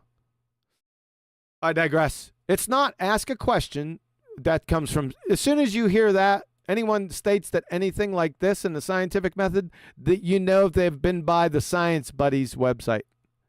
That dog doesn't hunt. It's not observe concrete nouns. Shout out to Tony. Trees, rocks, shoes. Shake my fucking head. And it's not conjure one. Black holes, dark matter, evotard, multiverses, singularities, ether falls right in there. So, what is natural? This has been an ongoing. People got I tell you, a bee in their bonnet and panties in a bunch over this, over a simple subject. What is natural? What is the natural world? Let's see if we can't figure that out. From Merriam-Webster, all of the animals, plants, and other things existing in nature and not made or caused by people. See if we can get any other echoes. From Oxford Dictionaries. Natural, existing or derived from nature, not made or caused by humankind. Pretty much the same. From vocabulary.com, natural, something that comes from nature rather than being man-made. Huh. From Dictionary of Cambridge, natural, from nature, not artificial or involving anything made or caused by people. They seem to be echoing each other. Makes sense, right? There's a dichotomy here.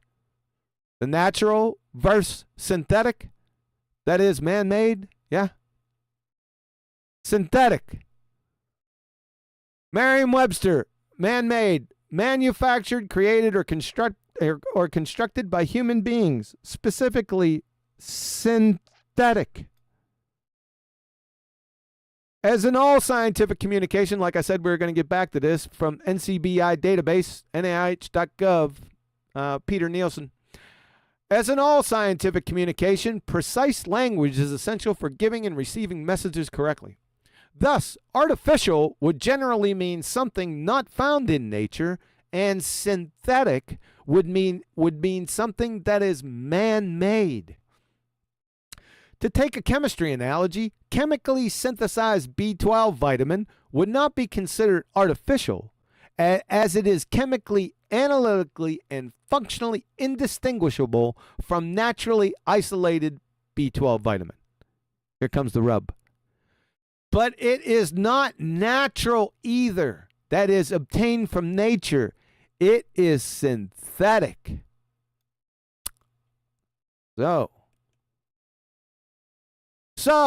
there, when I say there, I'm saying baltards, but that when I wrote this, I had baltards in mind. Now it's pretender clown flat earthers too.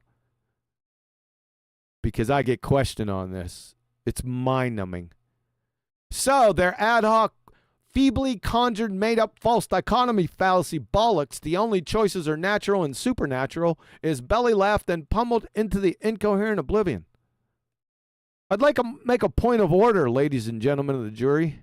The difference between natural and synthetic can be reconciled in less than 2 friggin' seconds by any semi-coherent third grader. Why do I have to explain this? So now that we've identified 2 categories, natural and synthetic, that is man-made, are there any commonalities between these 2? Each has one or more of the following: chemical formula or structure, charge, matter, momentum, or spin, milli-electron volts, kcals, or kilojoules. That's matter or energy. Substance. Yeah? Everyone got that? The actual situation is a true trichotomy. You have natural, you have synthetic, and supernatural in this reality. Natural.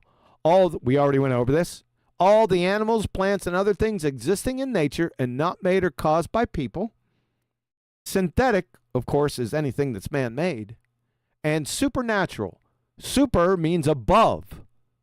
So supernatural would be above the natural. Immaterial, without matter or energy. Yes, those things do exist in our reality. Yeah? The supernatural, there's 3 of them right there. Information, time, and thoughts. Do they exist? I'm pretty sure we can confirm that these do exist. So they're part of our of the world that we live in. The physical and natural, obviously, trees, water, light, frogs, and sulfur. Ladies and gentlemen, these aren't exhaustive lists. I just put examples here for comparison. Man-made. What? I thought you'd forgot phlogiston. Yeah, this is not. Yeah, it's not exhaustive. So, man-made Cheerios, barbecue grills, shoes, headphones, and Indy cars. So I'm going to leave this up there for a second so I can burn this into your retina. Now, is there a 4th choice? I don't think so. Can you disprove any one of these choices? I don't think so. That means it's a true trichotomy. Yeah? It burned in your retina? Alrighty then. The points. No. Before you move on. Uh-oh. Super chat. Oh, good. Double super chat. I'm overloaded. First one, $5 super chat from Twadwazzle. My hypothesis can be anything I want it to be. Literally, whatever I want. Like the flat earth. Nice quote. Next one, Vlad on flat earth. Again, $5 super chat. Oh, dude. Shout out to Adam. Enjoy your Ferragosto, bro. QE, thanks for the show, bro. And shout out to everyone in Discord too. I tell you what, Vlad, right? Every year, for some reason, I'm sick around about Ferragosto, and I've missed it so many years. I've only done one. So fingers crossed for me. I'll make it this year. But cheers, dude. QE, back to you. Sorry. Number 1, no thanks, Adam, and thanks for the super chats. Sorry, I'm focused, man. You know what happens when that happens. Number 1, no synthetic man-made object can enter the scientific method as the observed natural phenomena. I didn't state that you can't use man-made objects in experiments, did I? Pretender clown flat earthers, did I? Let me but I digress. No synthetic man-made object can enter the scientific method as the observed natural phenomena, as the dependent variable, the effect. None can. Because every cause, independent variable, of man-made effects is, wait for it, friggin' man. Well, you do assume we live in a virtual construct, though, right? Stop. You might be right. I didn't mean that to come out like sarcastic. No, you probably are no. right. This isn't a question. When I'll ask for questions. We're in the middle of presentation. Okay. Sorry. So, yeah, not a problem. I just want to stress that the man-made object, you will not find an experiment without a man-made object in it. Okay? The important point here is it can't be the observed natural phenomena or dependent variable, the effect. It can't be that. Does that sink in with everyone? That's rhetorically, please. I hope that sinks in because there's a lot of people out there that are a little confused in this genre.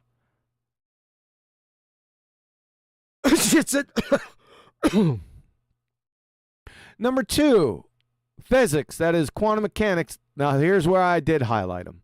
Chemistry and biology. All right?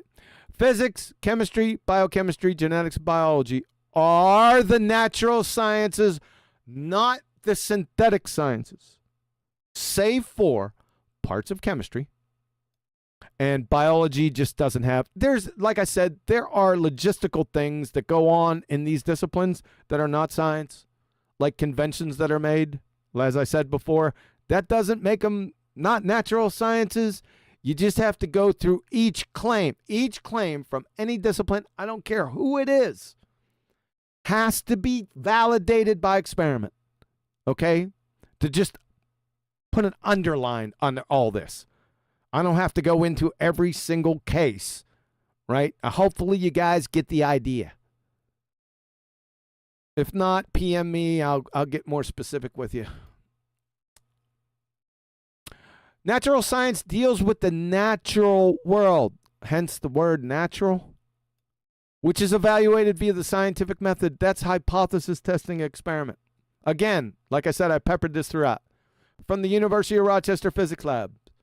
The scientific method distinguishes science from other forms of explanation because of its requirement of systematic experimentation. That's what makes it special. It distinguishes from other forms of explanation that's individual to it. Follow? Because if you don't have this, you don't have this because of that. Hopefully you get that. By now, I think that's the 3rd time I did it. Let's keep it simple. It's a 2-step algo. Step 1 is the inquiry concerning nature, or B, man-made object. If it's B, then it isn't a valid scientific inquiry. You just drop it. If it's A, you continue to step 2. Step 2, is the inquiry a cause and effect how I question, or is it B, a what is existence question? If it's B, then it isn't a valid scientific inquiry. We'll get to the reason why down here. If it's A, then proceed to the first step of the scientific method. Now, there's an easier way to do this that I'm going to show you coming down here below hypotheses.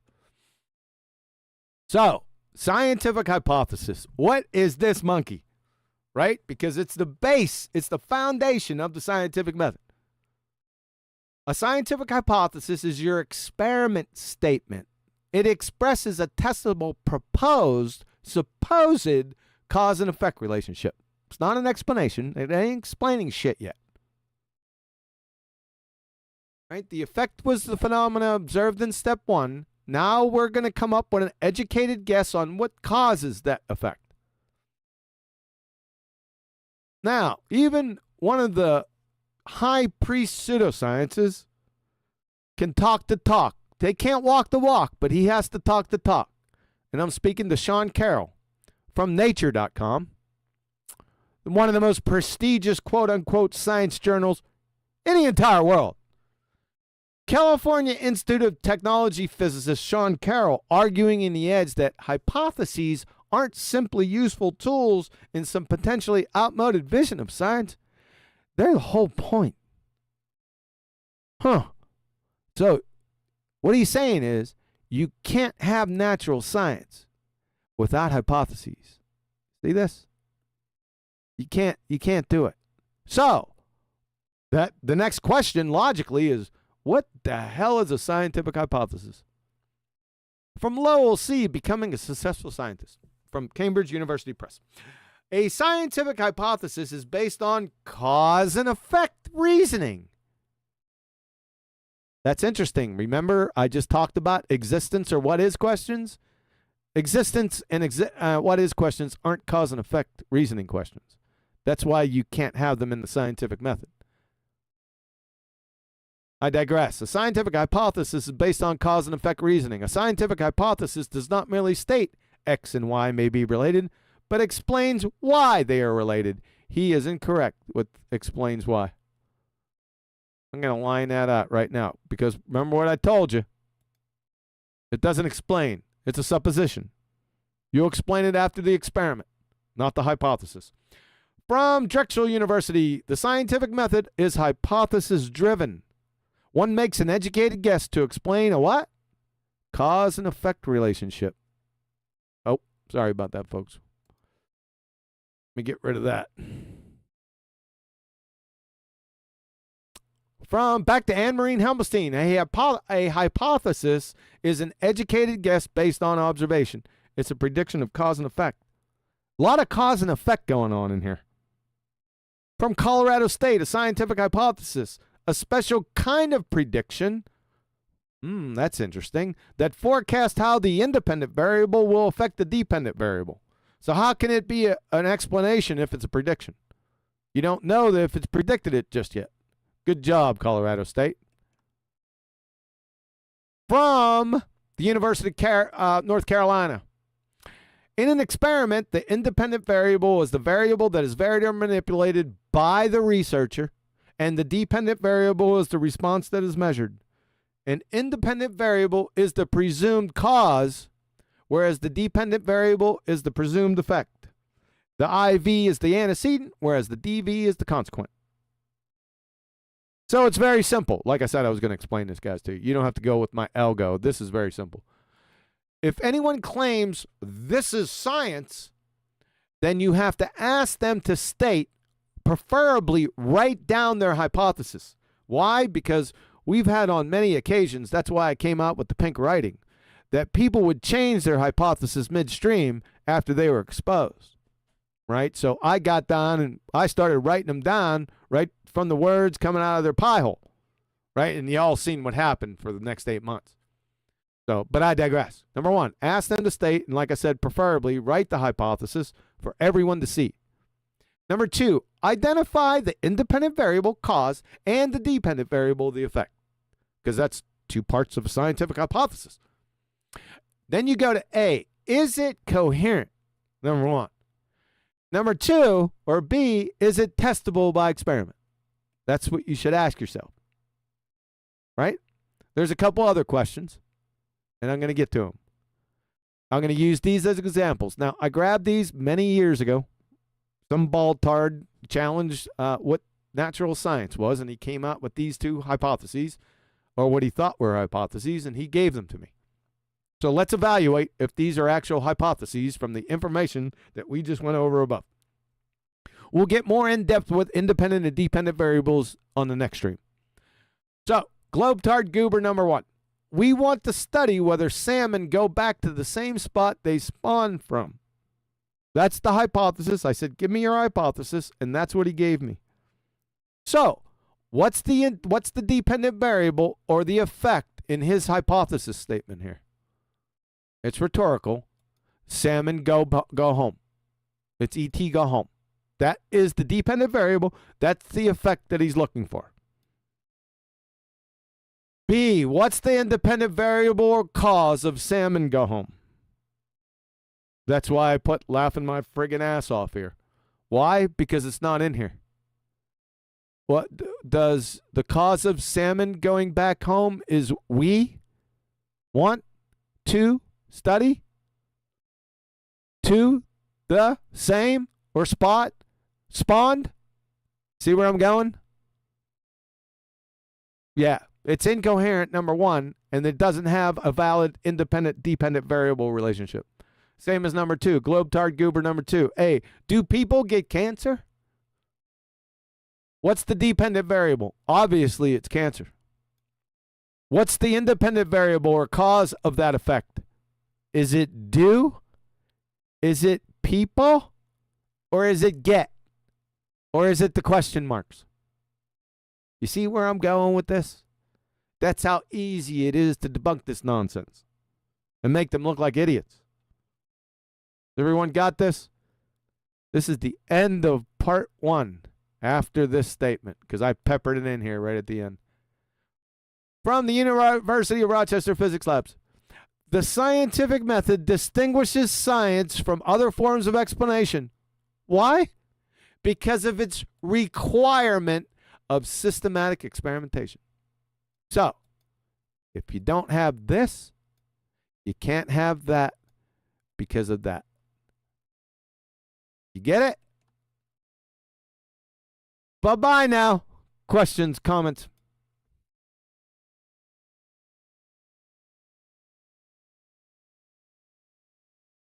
Are you guys still out there? I was holding for others. I like the last one. Because that's the one that often you'll see observe a natural phenomena as ask a question. This one. That one, that one nicely exemplifies why it's not just ask a question. Yeah. Okay. It's not scientific method. Nope. So, stop mumbling.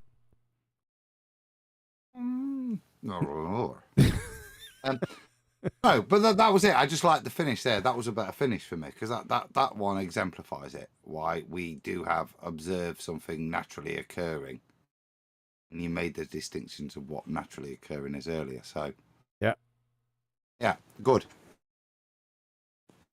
Anyone else? A lot of people then. Is there a lot of people in here? There's a whole lot of people in here. How many people we got in 23?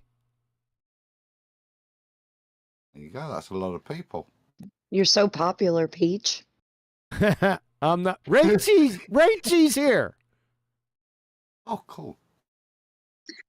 Yeah, I'm here. Hiya, Rachel. Hello, Rachel. Any Hiya, comment on the presentation? Somebody's got a comment on the presentation, or you'll upset QE before. No, I won't be upset. Offend. I was falling asleep. There you go. What the hell, kicker guards? It's a comment. You asked. You didn't say, "Can I have a positive comment?" You just asked for a comment. So.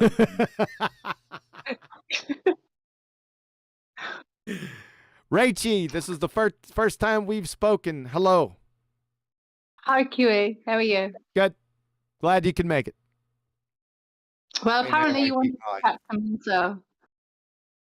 I did want to chat because you were out there in my YouTube chat making claims out there, and I wanted you to... No, apparently you wanted to chat to me about something else as well. Lumpy gas in a vacuum says you wanted to chat to me, so... Yeah. It's just going to get off topic, though. We're going to get into the Yumis. Yeah. So, do you want to go there right now? It's up to you. It's your show. Yeah. I'll get it started. We can get it started. Nathan's here. Hold on 1 second, Rachie. Hello, good to be here. Nathan, sir, good to have you here, sir. Thank you. Good to be here. Is that I it? don't think you're doing super chats just because you've rocked up. My job. Yeah, that's your job. Because you rocked take up. over anything. Don't worry. Hello, Rachie. I think I can stand person. Me and Adam don't believe in virtual particles. What's up, Nathan? Didn't quite hear that from a distorted line, but I heard my Nathan. Hello, whoever that was. Was it Rachie's voice I heard a moment ago when I just joined? Yes. Hi, Nathan. Yes, it's me. Has somebody done a proper plug for your channel? I doubt it. Adam. Jesus, give me a chance. You know what I mean? Maybe we should start with that. What a great suggestion, Nathan. Rachie, I agree. I'll do it as why yours. don't you give your channel a really good hard plug-in?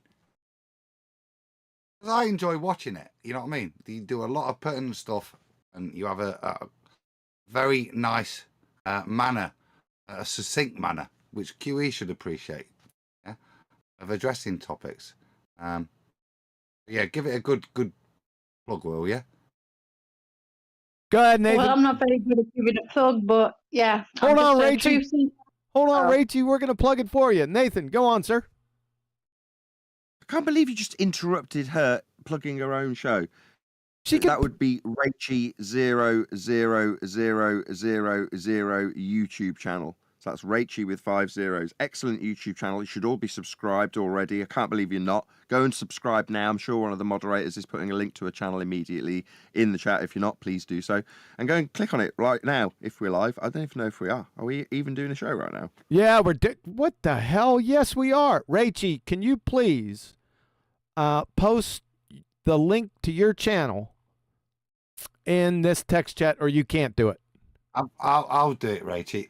Leave it with me. I'll have it in chat in a minute or so. I'll pull it out and I'll stick it in chat. All right, Rachie, the floor is yours for the next couple seconds to go in and plug your stuff. Go on. Well, seems like you've already done it, but thank you, Adam, for linking my channel, and Nathan for shouting it out. That's Rachie 5 zeros YouTube channel that she's thanking me for shouting out. You should all be subscribed. God, you're all terrible at promoting yours. It was bad at trying, Rachie. It's about time. Okay, 1 second. Is there a Rachie? I thought it was Rachie 000. There's another Rachie. I thought this was the 40 Rachie. There's only 50 Rachie as far as I'm aware. Yeah. There's only one, and it's got 5, not 4. I stand correct. Right, I'm Wouldn't be the spamming it first. like an idiot. So chat, it's out there now. Final bit of spammage. There you go. So nice succession with QE in the middle, doing the same, I think. I also pinned. No wonder she never gets my messages. Man. No one ever gets any of my messages. I'm a fan, Rachie. Right. Let's just get something settled for, because there's a lot of people in here. This is Rachie's moment. Yep. Please, guys, let us speak. Yeah. Yes. Welcome, Rachel. Well, I was told to come because Lumpy Gas in a Vacuum says that QE wanted to speak to me, so and then QE and Adam called me out, so I'm here. Yes, my question is a very simple one. I want to know what the claim is, whether it started with you or Dell. What is just succinctly, what is the claim? For the upwards moving Earth, right? Is that the claim? Is the Earth rising up? See, me and Dell claim something a bit different. I don't really make a claim, it's more of a thought, but possibility, shall we say. But Dell claims different to me. He claims a constant speed, whereas I claim possibly an accelerating. But I'm not saying it's definite, just more of a maybe. It's possible. Okay. Yeah. Okay. Go ahead. Nope. Go ahead, Adam. Okay. So that in of itself is quite interesting. As I said, if people present things as pure conjecture, they're not using their conjecture to attack established things for some strange reason. I'm not accusing you of that, but there are Umis and Etherians that do that same thing. Why are you supporting this conjecture? What purpose? Yeah, like there's all sorts of conjecture I'd make, but for me to get behind it, there has to be a reason. I'd ask you, what's your motivation is in following this particular line of conjecture? So for me, the reason I joined FE or found FE to begin with was because basically I found out about gravity and it was not a force and it was bendy space-time, and obviously we all know how ridiculous that is. So then I thought, well, why do things fall and go up? And then obviously I come to relative density disequilibrium and found Eric Debye and then found flat Earth. So this is like another inquiry into if it's not relative density disequilibrium because of obviously Dell's explanation, which I was arguing against to begin with, and dropping a bottle and then not seeing less dense and more dense fall relative to the medium and rise relative to the medium based on their densities, then maybe there's another reason why that happens. And then basically that's where I am at now. In their behalf, the physics and the mathematics state that, and it doesn't work on a globe. And I don't agree with it necessarily, but the possibility of it is fine to entertain, y'all. It's just an accelerometer reads 0 in free fall. Not saying I'm just gonna jump to the fucking Earth is moving, but it's fair. What the It's hell are fun you to, talking about? Thanks, Brian. fun to entertain stuff, guys. Let's just go back to what Rachie said, as opposed to you just making a completely random separate point. You just want to. So you're saying the point of your inquiry is because you think you can get to the bottom of why down is down. Is that what you?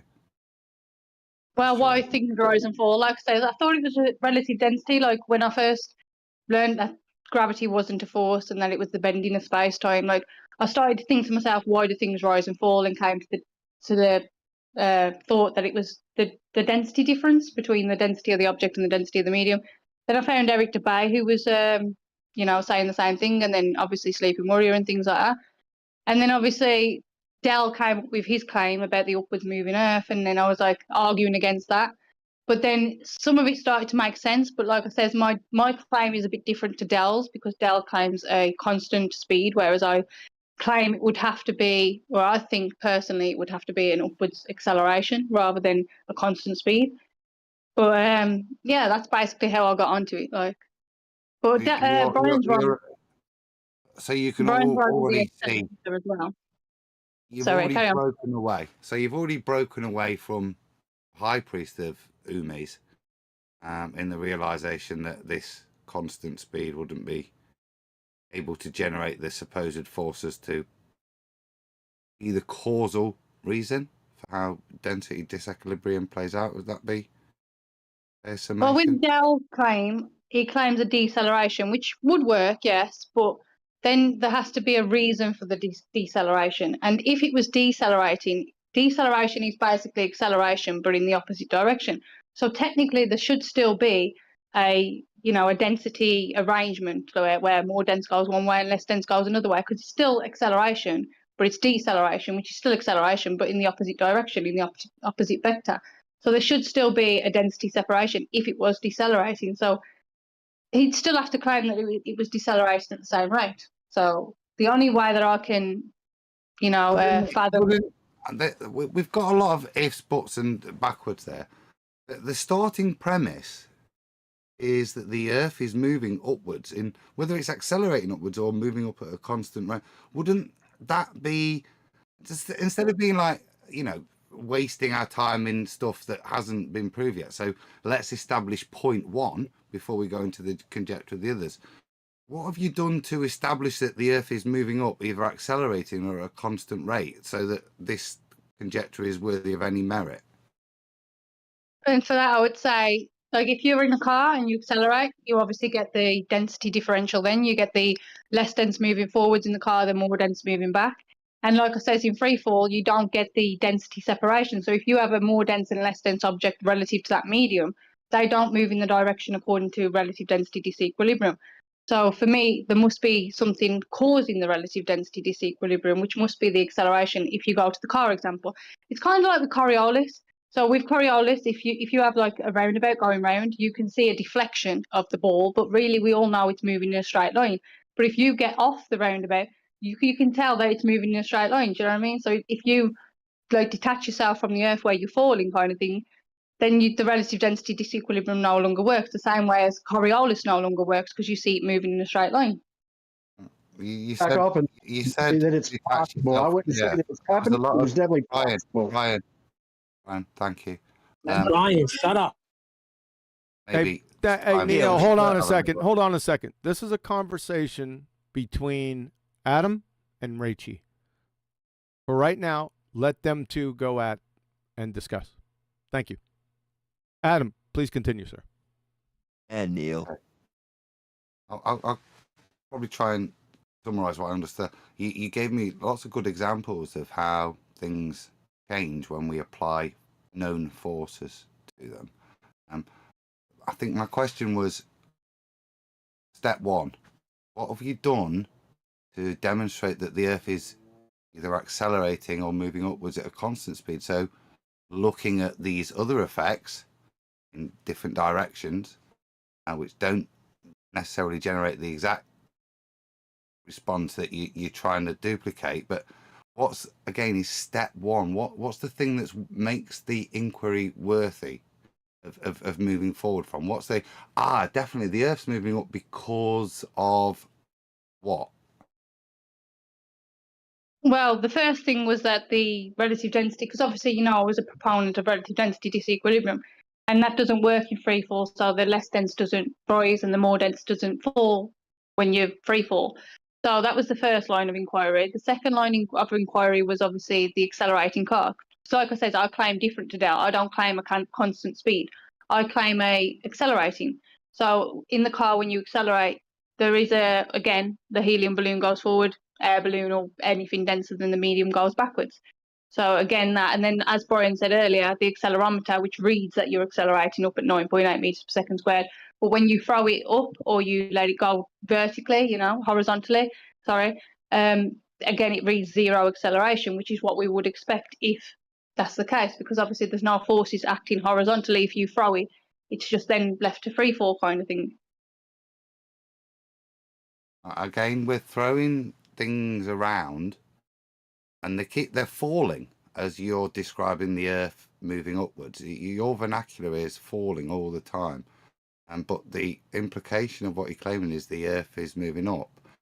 And you've given me demonstrations of throwing things and then falling. I think my question was... falling is the known description of things going down, but like falling is in colloquial terms. Would it sound silly if I said I threw this graviometer up in the air, and then it stayed there and the Earth caught up? Because that's actually what you're describing, isn't it? Me and the Earth caught up with it. Well, it is, and like I said, I was arguing an acceleration or at a constant speed. That's what you're describing. Now, I'm happy to get into this, and if the answer is I don't really have anything other than accelerating in cars, a comparison. Well, it's not the size; it's the. I'm not. Let me finish. If what you're saying is I've only got a comparison, no actual evidence that the Earth is doing this, then we could move forwards maybe and discuss whether it's accelerating or not. I'm waiting for the point one, the reason to begin this inquiry. Why do we think the Earth's moving up in any way, whether it's accelerating or at a constant speed? What's that evidence that it's the Earth moving that could be the possible cause of these effects? So this is Raichi. We're right on point. So you're saying that what is the number one effect, just one, that led you into the inquiry itself? That's what he's asking. Well, because like I said, I was a proponent of RDD, and because that didn't work when falling, so less dense than the medium didn't rise and more dense than the medium didn't sink within the bottle falling, obviously in that case, you'd think to yourself, or I thought to myself at that point, well, that is what should happen according to RDD predictions, but it doesn't happen. So obviously there must be another cause, another reason, and it only happens when attached to the Earth. So, 2 and 2 equals 4. That's the point. So finish that sentence. So replicatable. I don't agree with it. Brian, please.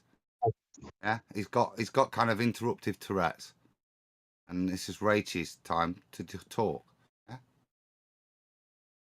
Yeah. So obviously, it only works when connected to the Earth. Sorry, Raichi. Sorry, carry on.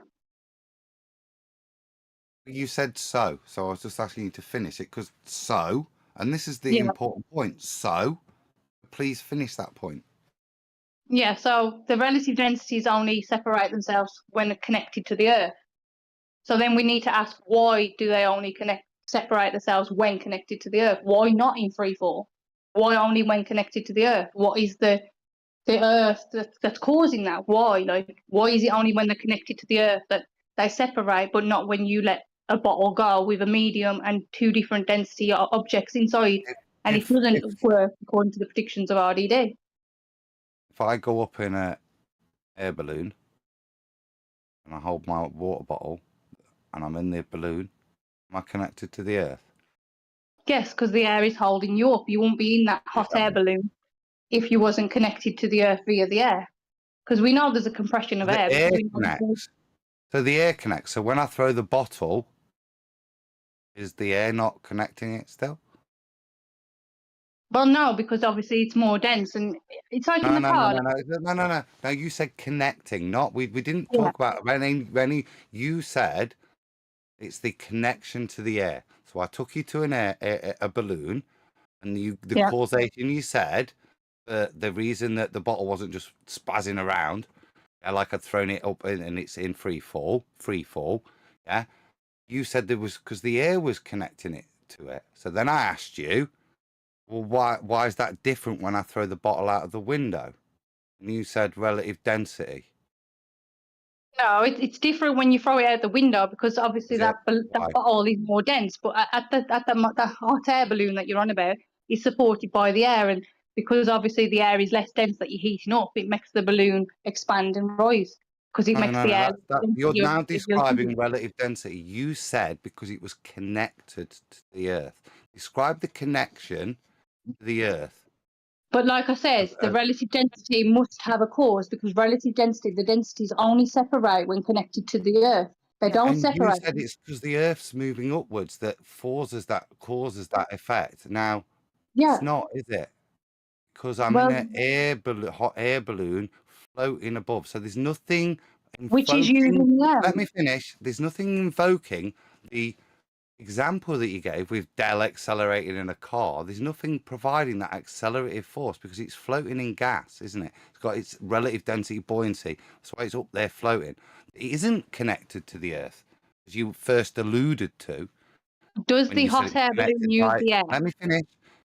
It isn't connected like the density column that's on the ground, giving the relative density disequilibrium, the cause you suggested earlier. That cause now isn't there.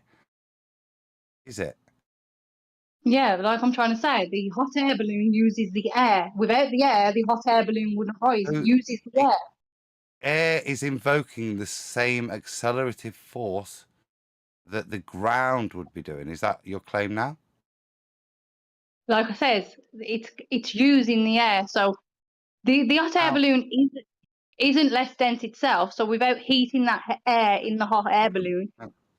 Earth debate. We're asking how the causation of relative density disequilibrium is played out. Nathan, please. Notification icon and join. Go ahead, Adam. I put him on mute. Thank you. No, the bottle's up there. Where is the causation, please? Yeah, you've just said when it's on the ground, the causation is the upward or constantly moving Earth. When it's in the air, what's invoking that same centrifugal force that you're now implying which is the cause of how relative density disequilibrium plays out that you've invoked? I don't know where you got centrifugal force from, but like I said, it's an equivalent transfer force that you when you centrifuge something, that's what Dell's doing, isn't he? He's applying an accelerative force in a direction.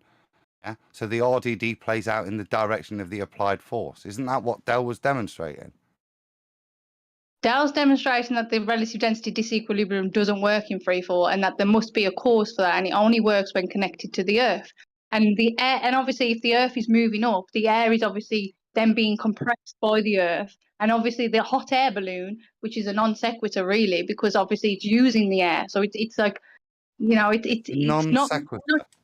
Yeah, because it's not like debunking the claim. It's still using the air. No, it's not. It's If you took crucial. away the air, then the hot air balloon wouldn't work, would it? It's using the air. So obviously, if the air was being pushed up by the Earth, obviously, if you're still using the air, then I'm not obviously the talking air. about how hot air balloons work. You're now claiming that the gas pressure invokes the same equivalent force that the upward moving Earth invokes on everything else to make sure that relative density disequilibrium plays out by the same standards, i.e. the bottle, the water sits in the bottle. You're now saying that this upward moving Earth forces the air upwards, and somehow the air applies the same amount of upward moving force, so that RDD has the same causation. That seems to be your claim. Is that, if that's not correct, please expound on that little bit, because that's where the nuance is, because we had this we've still got this connected to the Earth via the air claim. So how does that play out? I'm not exactly sure what you're saying, but like I said, obviously there's a density gradient, and you get that in an accelerating car as well. You get the density gradient, and obviously, like I said, the relative density disequilibrium. If you drop a bottle, it doesn't work. So if you have a less dense and a more dense object inside that bottle, the less dense doesn't rise and the more dense doesn't sink. They stay where they are within that bottle relative to the medium, which according to relative density disequilibrium predictions, the less dense should rise relative to the medium and the more dense should sink, but we don't see that. And with the hot air balloon, that's just using the air anyway, which if the Earth was moving up, obviously it's going to be using the air. And if you take away the air, the hot air balloon wouldn't do what it's doing, and neither would a density tyranny, because it's using the air. It's being supported by the air. So the air is hitting the... So I take the density column that was working on the ground, and the reason causation for the differentials in the relative densities that's played out is the upward moving Earth. That's what's causing the RDD to play out. Is that agreed? Well, yeah, because it doesn't work when obviously you let it go in free fall. And I throw it out the window. I agree. Yeah. Right. And I go, so it's that upward acceleration, that physical contact with the upward moving Earth, yeah, that's playing it out. Now Well, the medium, because the medium's obviously being pushed by the Earth as well if the Earth's moving up. We can get into the behavior of gases later, yeah, but for now, let's just stick with the fundamentals of your claim that the causation of RDD to play out is the implied force of an upward moving, either accelerated or constant. Shall we stick with accelerating, because that's your claim, isn't it? Yeah.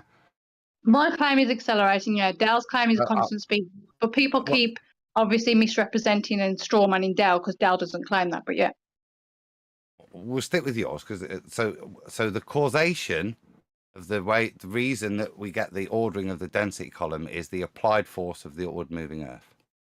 Yeah. Well, and the medium, because obviously the medium will be pushed up by the Earth as well. But yeah. No, explain that. That seems quite fundamental to any claim. If you're going to invoke something else and the medium. Well, it's not invoking something else. Obviously, if the Earth's moving up, obviously, let's say you have nothing. Just imagine nothing for a minute, and then you have any medium that you want, and it's just floating in the middle of nowhere. Then suddenly you. Why should I go to fantasy? Let's deal with reality. Because we're on about physics. So if you had nothing, and then you had physics doesn't deal with fantasy, Rachie, does it? We've just gone through. It's not fantasy. It's on about what would happen if that was the case. Imagine nothing. No, it's what would happen if that was the case. So if you could let me finish, if you had any medium that you wanted, I won't let you say let's start with imagining nothing. Yeah. That's not genuine, mate. That's not a way of discussing things. Somebody's saying to you, I have a real objection to something in terms of the way you're portraying it, which is in fantasy land. Okay, could you tell me why the medium would? Let me finish. Then you need to just readdress the way you're going to make your point. You can't start in fantasy. I'm trying to make a point, but you're disagreeing with it, so I'm trying to get a different way of explaining it. But could you tell me? I'm asking you to not go to fantasy. Okay, so if you disagree, why would you disagree that if the Earth was moving up, that any medium that's above the Earth wouldn't then not be pushed by the Earth? Because that's basically what you're disagreeing with. No, I've not got a claim here. I know you've not got a claim. You're disagreeing. Maybe it's a time to just summarise, because we've gone off a little bit. So we've got the upward moving Earth. That's the causation when the density column is connected to the ground. correct? Yeah. Right. Then you said, and the medium. When you said Yeah. So and like the medium, what role is what is the medium you're talking about? And what role is that going to play with regards to how the relative density disequilibrium density column plays out? How does that? Because before you said that, I had one cause. Now you've put in a second possible cause. No, it's the So same cause. it's this. Okay, But you're so not letting maybe me finish my point. That's yeah, the I was going thing. to say. So now I understand. I think so. Maybe if you could expand on that and fill in the gaps, please. Yeah. So if we had any medium above the Earth, any medium, whatever you want, and then the Earth rises up into that medium, obviously it's going to be pushing the medium. Do we agree with that? What's that medium? What phase is that medium in? Like I said, any medium you want. Could be liquid, gas, any medium. So if there's a medium above that Do you Earth, think there would be a difference in the behavior of those phase states, or would they all behave exactly the same? well, like I said, any medium, any gas, any liquid above the Earth, and then the Earth rises into it, what do you think would happen? I'm asking you. It's your And I'm claim. asking you, Would because solid you're disagreeing liquid? with me. You're No, disagreeing with what I'm saying. I'm asking for clarity, Rachel. Would a solid, liquid, and gas all behave exactly the same if they were applied, if they had an applied force of an upward moving Earth? Yeah, they would. They would. Yeah. I'd have to say that. And if you no, that disagree, I'd like to know would why be- you disagree. Well, I think I mentioned it earlier when I said I think we can get to gas behavior. Well, that Explain to doesn't me how explain you it. That think. just says that if we could guess the gas behaviour, that's not explaining why you'd think it would behave any differently if something's pushing on it. But okay. That's exactly the point, Rachel. When I asked you to differentiate between the three phases and would they behave in a different manner if they were subjected to an upward moving force? Which is a question, not explanation, but carry on. I'm not here to explain to you. I'm here just to try and understand. Yeah, but if you're going to argue against my point, then you need to explain what. I've got at no point yet am I arguing against your point. I'm simply trying to get you. So do you agree? I know you're getting a little bit triggered, so calm down. I'm not getting triggered. I'm just asking if you agree. Because I said I've not met you. I'm here to try and understand your claim, right? And yet This you is not talk my now. claim. I'm trying to ask you if you agree or disagree. It's a simple question if you agree or disagree. In your claim, we've got an upward moving Earth, and the three phases of state, don't react differently to the upward moving Earth. That's your statement, isn't it? My statement is if there was a gas or a liquid and something's moving up into it, pushing it, then it's going to be pushing on it. Do you disagree with that? No. That's my statement, that it's going to be pushing it. Do you disagree with that? No, I do not disagree that it would be pushing. Let me clarify it a little bit. For the liquid, it would be pushing, wouldn't it? But for the gas, for the gas. Why not the gas? No, it wouldn't. Well, then I'd like to elaborate why it wouldn't. Why you disagree? Why it wouldn't? Because all you're doing for the gas is changing the available volume, where the available volume is, because you're moving upwards. You're not actually pushing on the gas, because some of the gas is moving up anyway. When the Earth moves up and that gas molecule is moving up, yeah. So what if they pushing up and moving up faster? This is not reality, because this is this is not fantasy like you've used. So let me take you to a bit of reality. I'm not using fantasy. I'm asking you what would happen in the scenario, but you can't seem to answer. The last gas collision, we've got two gas collisions. They both hit each other. One goes up and one goes down. Now, the one that's going down was heading off in its natural way, but the Earth moves up to it instantly, hits it, which then sends it upwards, doesn't it? It can't go anywhere else, because it was going down. Now the other one went off at its speed, and unfortunately, it's now heading up. And it's being chased by your upwards, and this is your claim, accelerating Earth. Yeah. So. Well, no, because like I said, I already disagreed with you before. Let me finish. Is the upward accelerating particle having any force imparted on it by the upward moving Earth? Well, like I said, I already disagreed with your previous statement to that, and then you carried on to carry on your statement when I'd already disagreed with it. Like an Which accelerating you car. agree with? Hold on, like an Clarify that. accelerating car. If you have an accelerating car, you're basically saying that if you're accelerating in a car, that gas molecule hits the back of the car, then starts accelerating forward to the front of the car, and then that you carrying on your statement from then, which isn't the case, is it? Well, no. No, you're That, changing what the you're available saying is volume. demonstrably against physics. Are you changing the spaces of No, the all I've available done is volume? change And it by into degree. accelerating, You you physics like create you. a draft, don't you? Yeah, you create a draft. You change it. This is the exact point I'm making. If you're accelerating at this rate, then you're changing the dynamics of the gas behavior, not to keep it forcing upwards, but you create wind, an upward wind, like you do create a forward wind. No, you wouldn't create an upward wind. That blows the balloon. No. But fundamentally, When you accelerate in a car, do you have a forward wind on you? fundamentally, Rachel, what we've No, got you to don't, do you? a tacit agreement here, whether you recognise it or not, is that the behaviour of gases is different to that of solids and liquids. If you had an upward moving of Earth, their behaviour is not the same. Now, that was part of your first point. No, but you're claiming that you'd have an upwards wind. No, that's a straw man straight away and totally demonstrably false. You claiming that you'd have an upwards wind. That's false. That's demonstrably false. Demonstrably false, please.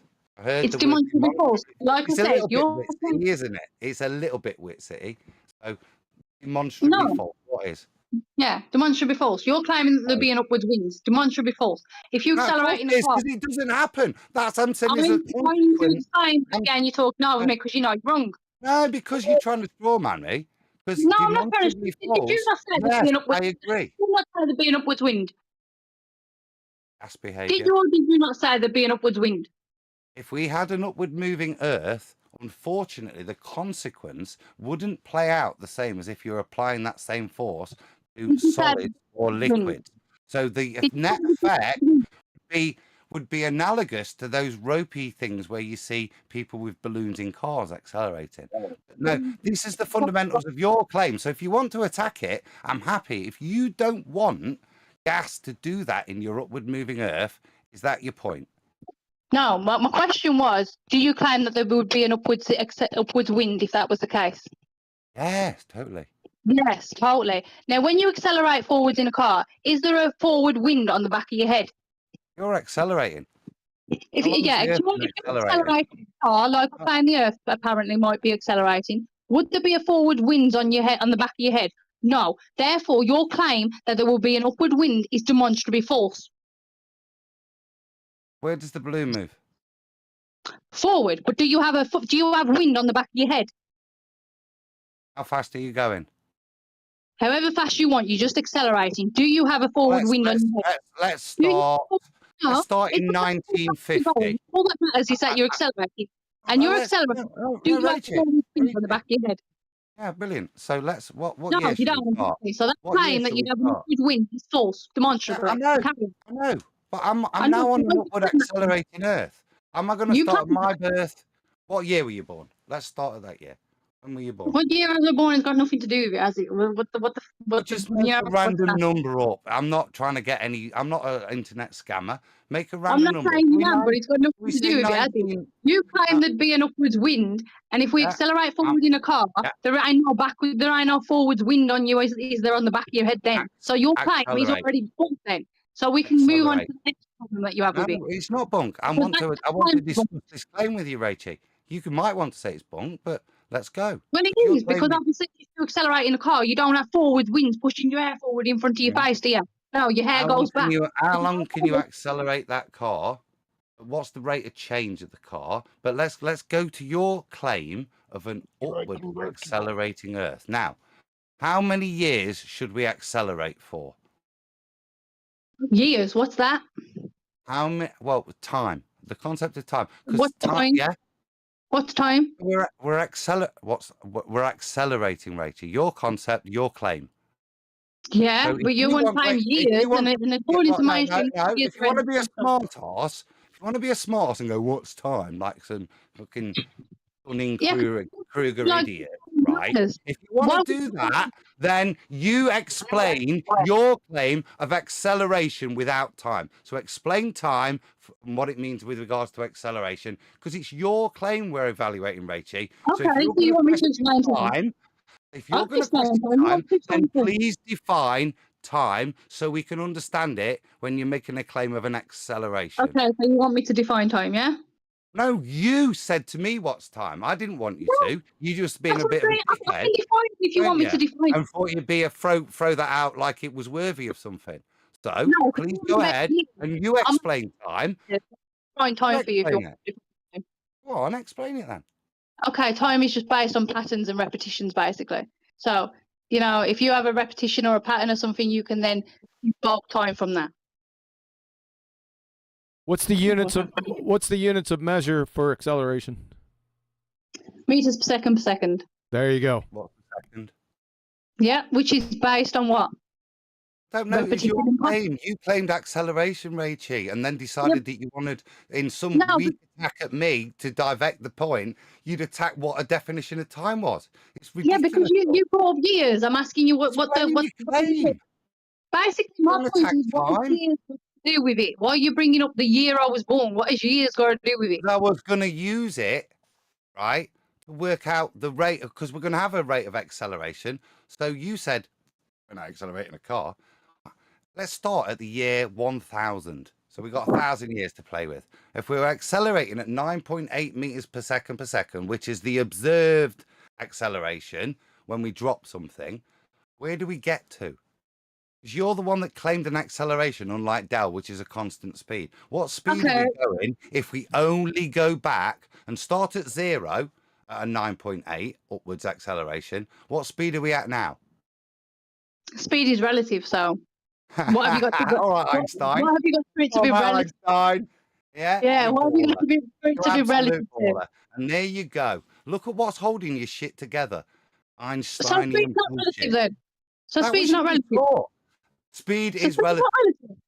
Yeah, speed is relative. So what's your problem with me saying speed's relative then? It is, but we were talking about acceleration, weren't we? But apparently I'm Einstein and a baller because I said speed is relative when you agree Yeah, the speed is relative. that's Einsteinian in its cop out, You in its speed is relative, in its Einstein. application to the Earth, isn't it? But you just agreed speed was relative, Einstein. What's your problem? You just agreed with me. What's your problem? I didn't say speed was No, relative. speed's not relative. Speed's not relative then. When did I say speed was relative? I laughed at You you did.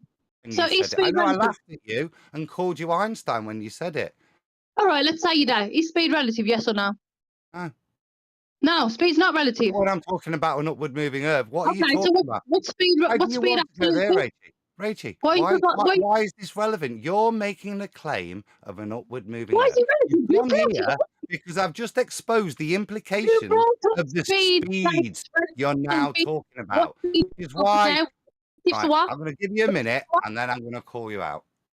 Yeah, relative to what? You can't answer it, can you? I'm going to summarize now. Summarize This is a how great you example. Yeah, this is a great example. This is a very witsy example of exactly what we're calling out in the community, guys. Yeah, these are reasonable questions for somebody's claim. Yeah, look at where it goes. Look at what we've had to do. Look how much it's descended, particularly when we point out the implications of the claim of constant acceleration. Something that Rachel laughed at when Dell had to get rid of it. Yeah. This is the point. You're not now helping in any way. All you're doing is lowering the intelligence of everyone in the room, me included. Yeah, as we go down this rabbit hole of what you're generating, which is just absolutely a cacophony of nonsense. Okay, you're not proving anything. You're not proving anything. You're asking me to like you know what you're prove it talking and counter-argue it the from a upwards negative wind. position for you. So. Whilst we're there, guys, no. Siri, just put everybody on mute. I've got a super chat, guys. I'm a professional. Emails 24, $10 super chat. Thank you very much, sir. Rachie interrupts, talks really fast, and then says to Adam, "Why are you interrupting me?" She reminds me of Witsit. Thank you for the super chat. I will put, yeah. It doesn't really matter, this, guys. What's important is the content of what's being discussed, not how we do it. Because we can talk good shit in a bad way. This is not good shit. Listen to it. No, somebody's supposed to be presenting a claim here, and there's nothing being presented to us of any intellectual substance to deal with it, other than go into absolute la-la land, or just say this is hypothetical. In which case, lovely. Nothing's being presented. Look how much have you progressed? That's a lie, just like you lied on How much have flaxseeds. you progressed in your intellectual learning this evening? Chat, yeah? Ask yourself that question. Has your understanding of reality furthered this evening? I'm done rambling. I'm going to hand over QA because I've still got my speedos to pack. Yeah? So, Could I have a couple bow of out minutes to from speak the to argument. Rachie if she's Rachie, well, available? before I do, Brian, Rachie, I hope that was. There's no aggression on my half, and I hope that was literally discussing the topics, and that's where I want things to stay.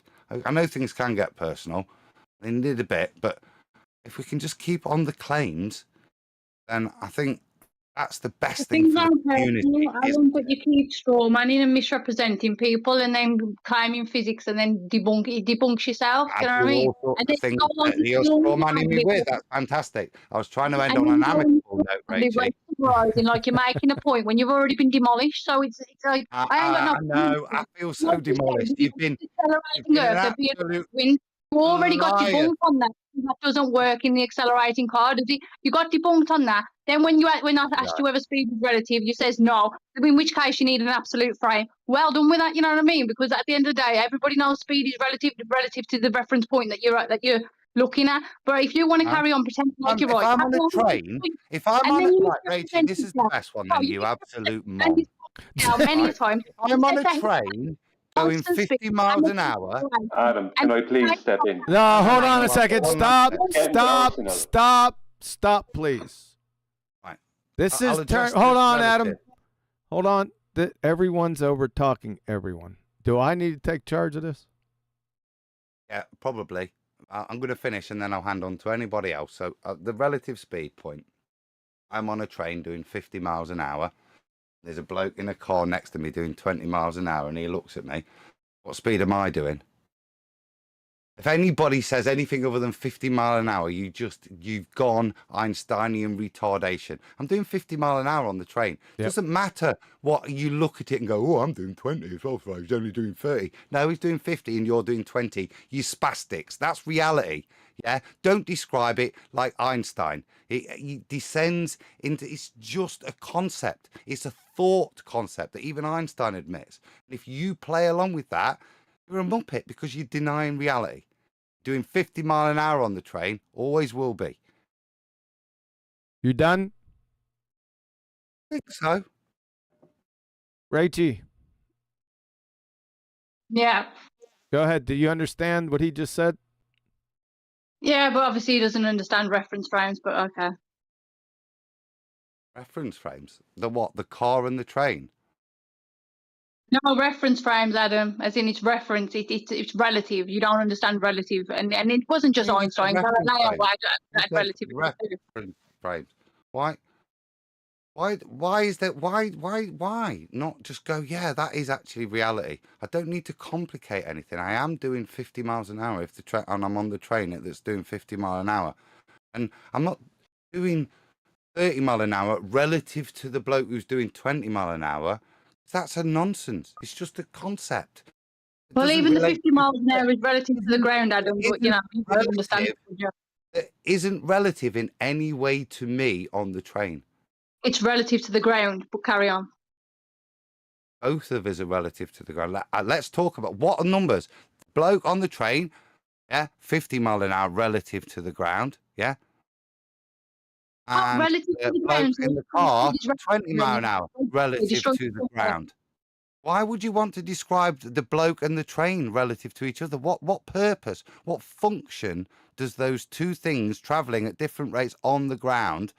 What benefit is describing those two things in that like term? you said, relative to the ground, already relative to something because speed is relative.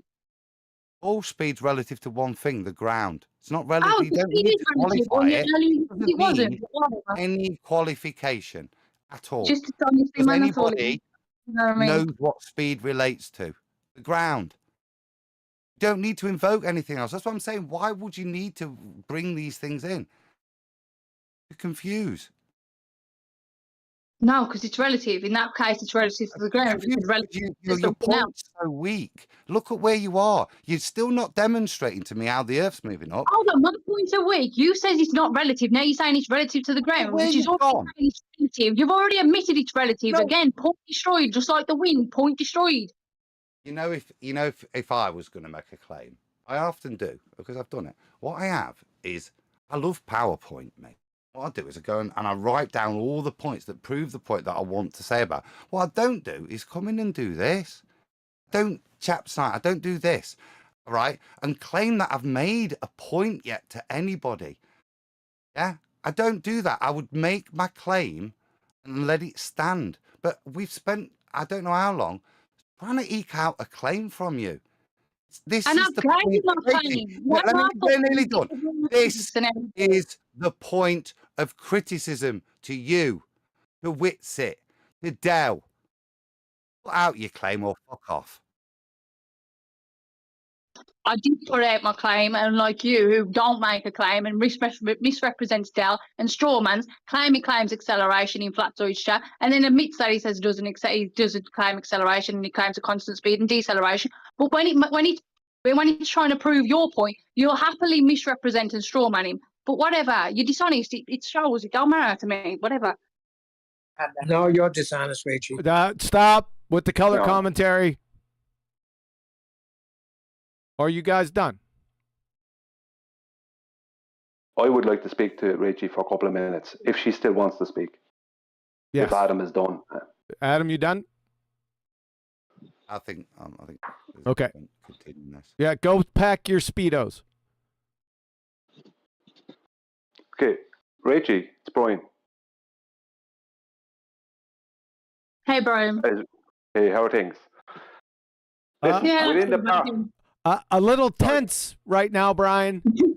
Yeah, I understand that, and I'm going to try and calm it down. I just want questions and answers. Within the paradigm that you're putting forward, right, are you claiming that weight exists in that paradigm as a linear downward vector or as an apparent thing? Weight would be when the Earth or any medium that the Earth is pushing on is in contact with the object or whatever. So is weight a real thing or just an apparent thing within that paradigm? Well, it would be real depending on what you mean by real. So if the Earth's pushing up on something or the medium that the Earth is pushing up on is then in contact with that thing, then it would have some kind of weight. So it's almost like a resistance force. Yeah, but that would mean there's no down, as in there is no downward vector for things to go. Nothing is actually going down. Everything is either going up or it's not going up, if you understand what I mean. So if you stand on the scales and I stand on the scales, right, I've seen you, I know your size and your stature, thereabouts, and you've probably seen me somewhere on one of my videos. There is going to be a difference in our weights. So how can that happen if our weight is only due to an upward moving earth that is giving us an apparent weight? I don't have inertia. F equals ma, so it's not inertia. F equals ma, so mass times acceleration. So you have more mass, but we have the same acceleration. Because you have more mass, but we have the same acceleration. No. F equals ma. Oh yeah, but weight is W equals ma, or W equals mg. So basically, it's the same thing. Yeah, F equals ma and W equals. Not in reality. No. Weight is density over volume. And weight is a linear downward vector. What's density over volume? In reality, no, yes, density times volume is mass, and then mass times acceleration is force or weight. Mass yes. Look it up. Yeah. Force of gravity. No. Mass invokes the force of gravity. No. Mass invokes the force of gravity. There's three definitions for mass, Reggie. There's pre-Einstein, post-Einstein, and it was defined in chemistry. Pre-Einstein, mass is given weight via a force of gravity. Post-Einstein, Post-Einstein, mass is a quantitative measure of inertia. Now, which one of those masses are you talking about? Like I just said, weight is No, mass which times one? acceleration. Mass I talk about. So when I say mass, mass are you okay, claiming? like I'm trying to say, when I say mass, I mean inertia basically. So the force required to move that mass. Can't. Yeah, but so if you're claiming inertia, then that's impossible within your paradigm because I don't have inertia. Because to have inertia, I need to have weight. I can't have inertia without weight. Inertia is And not weight weight. doesn't exist. Inertia is not I can't display inertia without weight, Rachel. Inertia is not weight. Are you Show me equivalent? something that has inertia that doesn't have a weight. Okay, centrifugal. You know, when you have centrifugal force and you fall off, and that basically you continue on due to your inertia, but there's no force that are no longer acting on you when you fly off. That's due to the force. But that's due to the force. No, because when you're no longer attached, there's no force and the on you. fact that's due to the force of what was happening, and the fact that I do actually have weight. No, because when you Inertia fly off, can't there's no exist force no without longer weight, acting on you. Richie. No, because if you was on a Inertia- railway, No. Inertia can't exist. In reality, inertia can't exist without weight. Inertia is a resistance to acceleration. yeah, Yeah. that's not so weight. I That's can't not weight. give a resistance to acceleration if I don't have any weight. Weight is not inertia. You can't have inertia without weight. That's the point. But that's like saying weight is inertia. I Weight can't is not resist inertia. acceleration if I don't have weight. Does anybody here say that inertia is weight? You can't. Right? Who is claiming that you can have inertia without weight?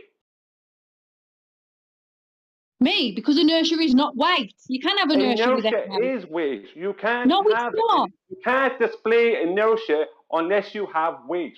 You need to have weight to display inertia. Okay, who agrees You with can't that? display inertia because you can't resist acceleration without weight. Yes, you can. How can you resist acceleration without weight? Because you have inertia. So therefore, if you have inertia, How can you display inertia without weight?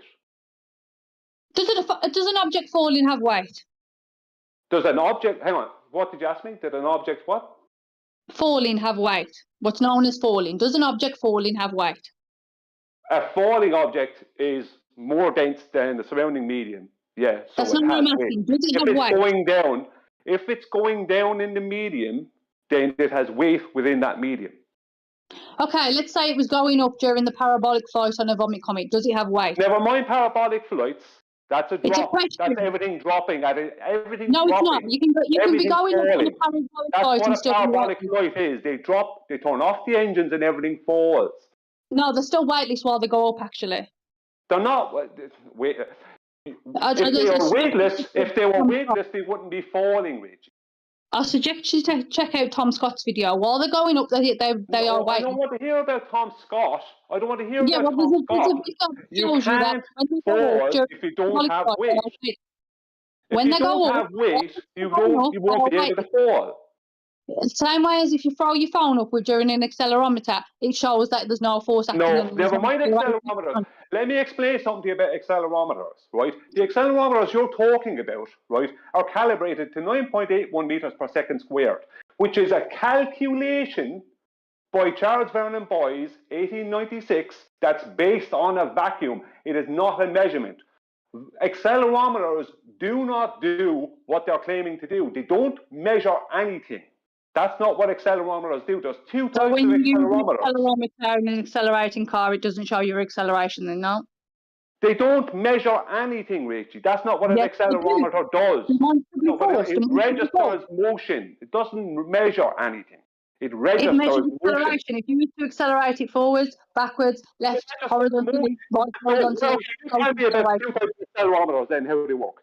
Okay, tell me, detail both types. What do you mean? I missed that. What's that again? Accelerometers that you're claiming within your claim, so you detail how they work.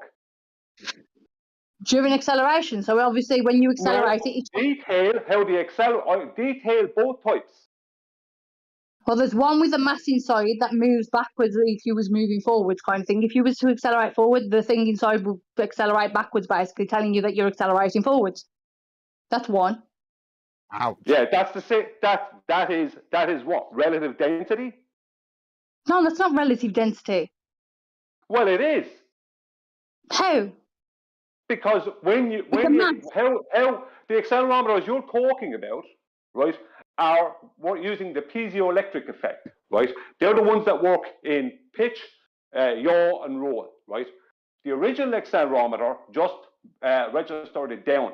So you know when you turn your phone from portrait to landscape, you know sometimes when it used to stick, that was because of heat. So the accelerometer, the little tiny, it's nanotechnology piece that's in a vacuum unit inside in the phone. When you turn your phone, right, it moves down the way and it touches a sensor and tells the motherboard that the screen needs to change. But when it sticks, that didn't happen. So when you shake a phone, it causes it to happen. Whereas the piezoelectric effect uses crystals that register a change in the direction of pressure and motion. It's very sensitive crystals. Now that does use relative density up to a point, but not to the same way as the one previous to it, the original one. Wouldn't they both detect an upward moving Earth, Brian? Hang on, Adam. Hang on. I understand that what you're saying, but see, accelerometers. This is the next point, right? Don't go off, Adam, please. Accelerometers only work in an inertial frame of reference. They don't work in a moving frame of reference. They must be kept inertial. That's why in planes, when they place them into planes, into the INS units or whatever, I think it's INS units to call them, they must keep that with gimbals. Hold on, they only work in an inertial as frame of steady as reference. possible. Sorry? Did you say they only work in an inertial frame of reference? So yeah, accelerometers only work in an inertial frame of reference. Demonstrably false. Put it on a rotating reference frame. It works. No, what you're getting there is a change in motion. Which is in an inertial frame of reference. A rotating reference frame is a non-inertial frame of reference. So how come they need to use gimbals and stuff in an airplane? Sorry, what? How come they need to use gimbals and things in the INS in an airplane? Well, obviously, so they can tell whether the fucking sorry, Sherry. So obviously they can tell whether they're leveled or not and things. Yeah, but they need the accelerometers to be in an inertial frame of reference, separate from the movements of the plane. Well, like I said, it doesn't need to be an inertial frame of reference. I don't know why you're focusing on accelerometers. Well, no, but my main point was there's something. An accelerometer in the air, it's moving up with something. You're saying the Earth is moving up. But the implications of an upward moving Earth would mean that weight doesn't exist. And if weight doesn't exist, then me and you have to weigh exactly the same on a weighing scale. No, again, W equals M. W equals MA. If we don't have weight. Because W equals MA, weight equals mass times acceleration. Weight equals mass times acceleration. So if you increase the mass and you have the same acceleration, you're going to have a different weight. W equals mg. Or no, mass invokes weight, Rachie. Mass invokes weight. Mass. But it doesn't, because weight is also what you're using there, the definition you're using there is you're saying weight equals mass. That's not true. Force of gravity times. That is you're saying weight equals mass. Force of gravity. You're saying weight equals mass. That's not true. No, mass invokes weight. What you're using there invokes weight. No, you're saying mass equals weight. Mass invokes weight, and right, what's my mass? Right, I'm 95 kg. That's my mass. That's just over 15 stone or something like that. So are you saying that there is no weight, even though exactly kg isn't weight? Yeah, so kg isn't weight. 15 stone then? Because 15 stone isn't weight. Weight is kg. So kg. Yeah. So what you're invoking there is a force of gravity. No, what I'm invoking there is weight. Weight is a force of gravity, Rachie. Squared. You're not invoking a It could be moving at 6 meters per second squared. It doesn't matter whether it's 9 meters per second squared or more. All right, guys. All right, stop. Over talking each other too much. We're gonna end this. Okay. The negative. Yeah, it's getting nowhere. Yeah, it's getting nowhere. I'm gonna end it. It's ended. She needs a break, you guys. She's been going at it for a while. Right. Okay.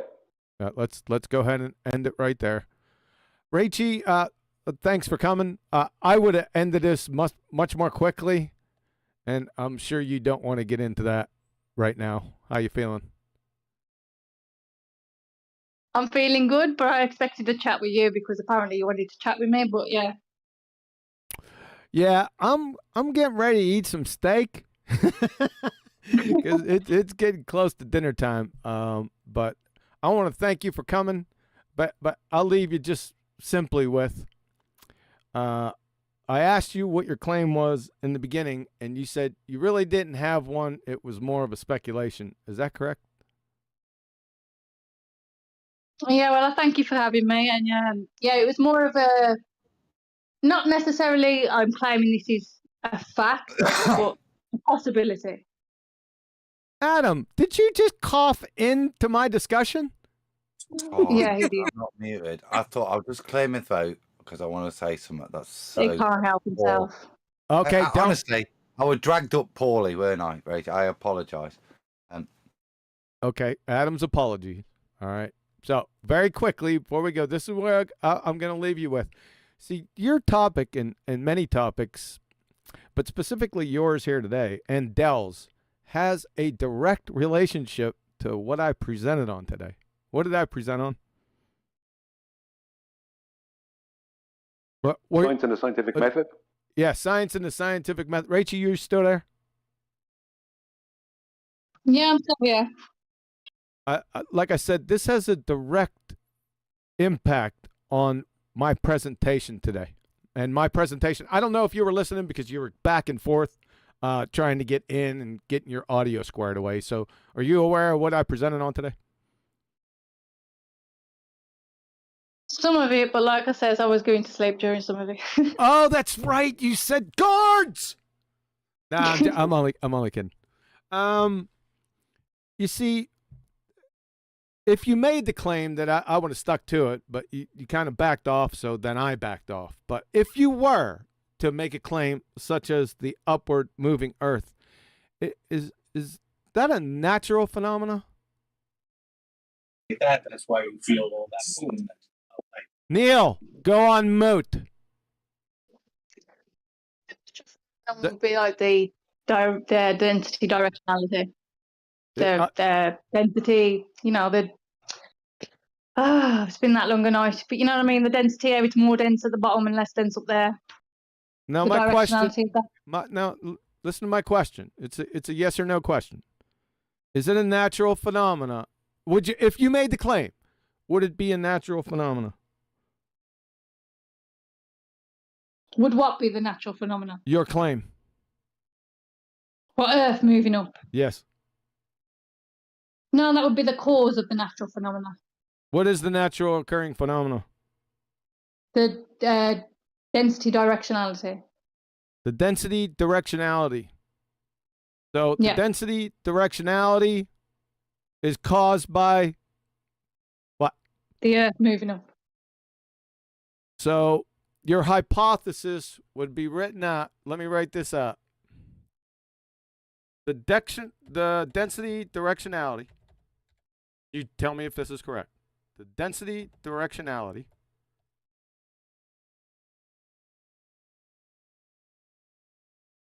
is caused, is caused by the Earth moving up. You know what you know what I should do? I should put this, hold on one second. Let me put this on a slide. 1 second. Because I'd like on a slide. I'm not having a dig here. Just point. Hold on, Adam. I'm not done yet.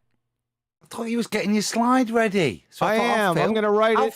I'm going to write it real time. Relax, Adam. So where are we at? We're down below. There we go. The density directionality. Why did I got two is's in there? And I'm going to share, so you're going to watch this too. Sorry about that, guys. All right, you got it? So there's no sleight of hand. Because... Got our eyes on you, we can see it, yeah. Okay. By the Earth moving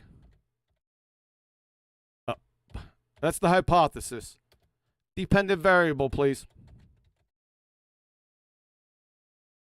Dependent variable would be the density layering, as in the density directionality. Okay.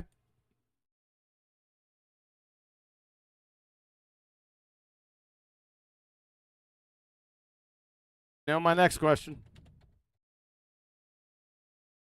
Independent variable would be the Earth moving up or acceleration. In my case, in Dale's case, obviously the Earth moving at constant speed. But my case, Earth moving, acceleration, or the Earth moving up. Earth moving, correct? Like we could just go. I don't want to pin it on anyone. You Hold should up, like it, Adam. No, accelerating. That's Rachel's claim. That's fine, Adam. I'm down. fine with the Earth moving up. Stay I'm out not, of my I'm a discussion, geek. please. I like accuracy. That's all. Earth moving up. Do you know, Rachie, that to validate this by experiment, you have to manipulate this? Yeah, see, I kind of knew you would say that, but then, like, yeah, and I can agree with that, to be fair, and we can't obviously manipulate that. But I do have one There's point no which buts. I'd like to... There's no buts. There is, though. There is, though. I'm sorry. There's no buts. This is an invalid... It's invalid hypothesis. You know what this is? Okay, but can I just make one point? I don't know what you're going to say that you can't get out of this. Just one point. That's all. Go ahead. Okay. So would we say that scientifically we could scientifically have a hypothesis for Coriolis? No. So you don't think we can No. I don't want to let you do that. We're not getting off topic. We're just dealing with this topic. No, it's not getting off topic. It's just the fact that It is off topic. Coriolis- I'm sorry. It is off topic. I'm not talking about It's not Coriolis effect. I know that, but it's the same scenario. It's not. It's an analogy, and we're sticking with the Earth moving up. So you know where I'm going to go, don't you? I don't know where you're going to go. I'm telling you, this is an invalid hypothesis. End of story. There's no way out. But then Coriolis isn't scientific, then no? No, it's not scientific, no.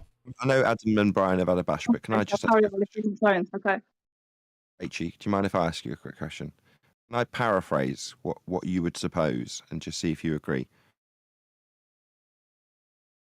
Yeah, of course. Okay.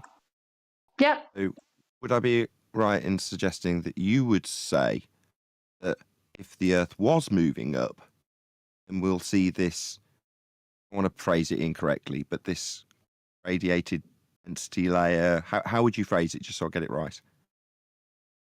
The density layering would be caused by the Earth moving up. Okay, the density layer. So would I be correct in formulating it as follows? If the Earth is rising up, then we will have this density layer, and we do have this density layer, which is essentially proof that Earth is moving up. Would you agree that that is a fair statement? Yeah, kind of. I mean, it can be replicated in other ways, so yes. I'll just repeat it once more, just to see that you'd agree with this being your supposition. If the Earth were moving up, we'll see this density layer, and we do, would you agree, have this density layer. Therefore, we can only surmise that Earth is moving up. Yeah. That's an affirming the consequent formal logical fallacy strapped onto a begging the question fallacy. It's the same thing I said to Del. He also, like you, confused Earth moving up with the density layer. They're not the same thing, nor is it causal. It's an invalid hypothesis and an affirming the consequent fallacy. Okay?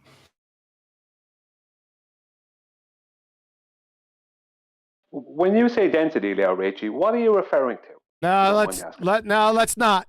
Let's let her. I'm not trying to start. I'm not trying to do that. Yeah, you are. Just let's have her deal with the fallacy first. So what you got, Rachie, so far is you have an invalid hypothesis and you have an affirming the consequent formal logical fallacy. It's what you got. Well, I agree based on Coriolis, but you don't think Coriolis Nope, is scientific. it's not. So. Yep. And it's a red herring fallacy. Sorry, it's a red herring fallacy diversion. Nope, it's not science.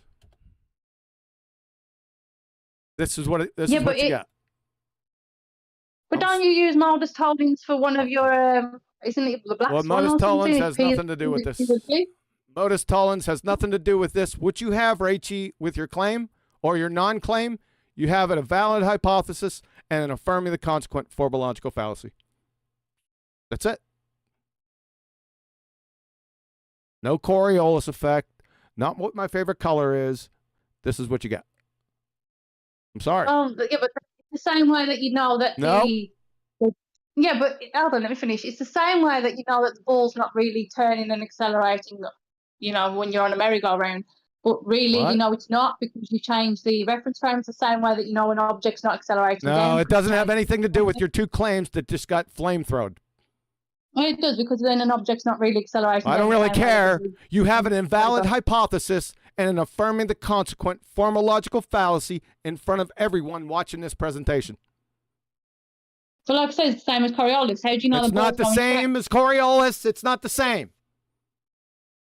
But it is, because... Well, but it's not. Because, but if you know the ball's not really turning, right? Oh, my God. Okay, this is it. I want to thank you for your time, for coming today. Not talking about the Coriolis effect. Okay? So appreciate your time. It is relevant to it, though, but okay. It's not relevant. Thank you for your time. Have a nice day. Okay, thank you. And you. Thank you. Bye-bye. Yep. Bye, Richie. Say again? See you later. No, it's over. Sorry about that, folks. I got to fight. He just said see you later. Yeah, I said goodbye to her, so I said see you later. Yeah. All right, I think that was a good point to call it, QE. Nathan, that was a nice summary, and I asked for, and this is your roundout, QE. I asked at the beginning just for some evidence of why we should continue in this line of investigation. But we spent a good few hours, and we've come to the understanding that this is an invalid hypothesis, and also an affirming the consequent formal logical fallacy. At what point do you want to proceed? If you've got that level of information about your theory, your idea, and that you want to, why would you continue if you've got that level of confirmation?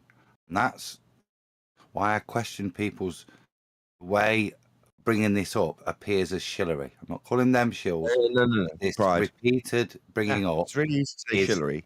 Disruptive, shilly behaviour, and I'm happy to have the word re-clarified by anyone. It doesn't matter. You understand the intent. There's a level of behaviour that is not conducive. What we're talking about, what got us away, and this is what QE presented tonight. The standards that got us off the ball, and once again, we've used those standards tonight. And look at where we found it. Why we would continue with this unless there's something new to bring. That's what I'm saying. If you continue down this road, I have to question why you're doing it. That's what we're doing. Why is this being pumped? This kind of stuff, whether it's ether, upward moving Earths, why are we dropping our standards and allowing this level of nonsensical supposition, this level of logical fallacy into our debate rooms so that when new people join, this is what they engage with? Done. Regardless of if that's rhetorical or not, I'm going to answer it. It's a lack of understanding of fallacy. So, if the Earth is turning, we will observe star rotation at 15 degrees an hour. We do observe star rotation at 15 degrees an hour. Therefore, we can only surmise that Earth is turning. Only reasonable. Just an affirming the consequent fallacy. It's the exact same one that's being used by Dell and Raichi. It's easy to affirm the consequent. I want to show something. Hold on a second. I do want to show something before we go. Let me stop sharing here. 1 second, guys. Stop streaming. Johnny B has. Is Johnny B's light on? Is that just me? Can I ask a question? No, or- no, you can't. Not right now. No. Okay. No, you're on mute. So, remember what we just went over with Rachel? I told her what?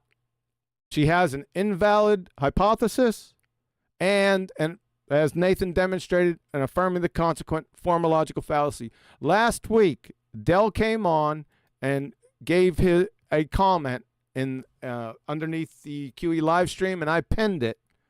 And sorry, the screen's not perfect. So what? You can see his comment.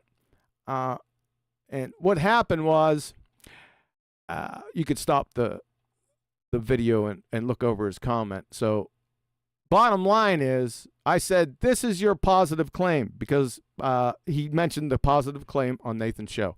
And here it is. Dell, the density gradient is caused by Earth moving up. Guess what Rachel just gave me as a hypothesis? The same thing. Yes. So this is what I put this is a week ago. Number one, this is not a natural cause and effect claim. This is a natural cause and effect claim. Sorry. Number two, natural cause and effect claims are only adjudicated by the scientific method. In your hypothesis, your dependent variable or your effect is the density gradient. B, your independent variable cause is the Earth moving up, same as Rachel's. You must be able to vary and manipulate the independent variable in your experiment to validate, prove, or confirm your hypothesis. My conclusion, you cannot vary and manipulate the Earth. Your hypothesis is invalid, and at best, you have what? An affirming the consequent formological fallacy. See the connection? Same outcome. Yes. Now, people need to know, there's two things that people need to know. How fallacy works. Fallacy construction takes a long time to learn. It just takes discipline. You just have to sit and ask and have it explained over and over again. And scientific method. Pretty much the same thing we've been saying for the last 8 straight years. Those are the things you need to know. You need to know how a fallacy is constructed so you can pull it apart, and what the scientific method is. Those two things, you don't fall into that trap. What are the two things in QE summary? A fallacy that's being used and a non-adherence to the scientific method. That's it. Take us home, good sir. Hold on, Brian. Take us home, good sir. Adam or me? Since you're here, take us home. With that, I'm going to say a huge, massive, enormous thank you to both. There isn't another panel, is there? Just all of the Ballbusters panel in Discord for making today's live Quantum Eraser show possible. And of course, a massive thank you to all of you in the live stream, and indeed my members only live stream. I'll plug my own stream while it's going, as I'm testing my computer currently. So thank you to everyone in Quantum Eraser's stream for smashing the super chat, hitting the PayPal link, and all that good stuff. Obviously, a massive host thank you to QE. I've been Nathan Oakley. Adam, your co-host in kind, who's not here at the moment. I'm sure he'll say thank you for having us. Oh, I'm here, and thank you all, because I'm off on holiday, so have a good one. I will be dipping in and out, but yeah, cheers. But I'd already rounded out, so yeah, thanks, guys, and don't know when I'll see you. And we will see you all in the next Ballbusters or Quantum Eraser Live. It claims it's the exchange of virtual photons that don't actually exist and are never the input or output of any experiment, and is just a mathematical equation. They had to make up a new fairy tale called virtual photons. So I find it baffling that now we're in 2023 and we've shown there's an ether. We can look in a vacuum chamber and there's an ether. There's a Casimir effect, attractive and repulsive. You know what I find truly baffling, absolutely stupefying, is that out of one side of your face, you poo-poo virtual photons, and yet out the other side of your face, you appeal to the Casimir effect as your proof for your fuckwit ether. All the while, the shining poster children for the Casimir effect are... Virtual photons.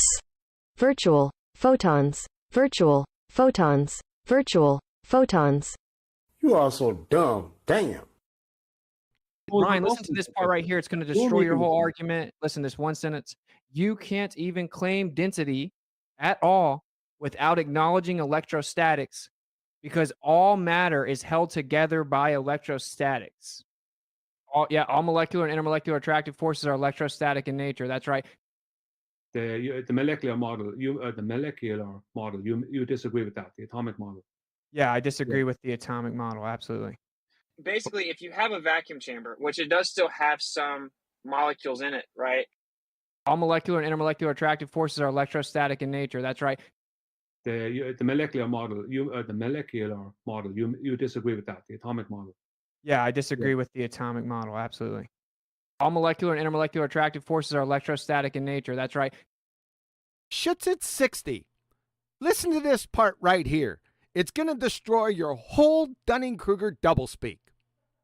You can't even claim electrostatics at all without acknowledging the existence of atoms. Because intra and intermolecular forces are created by molecules, and molecules are made up of atoms. You dumbass cracker!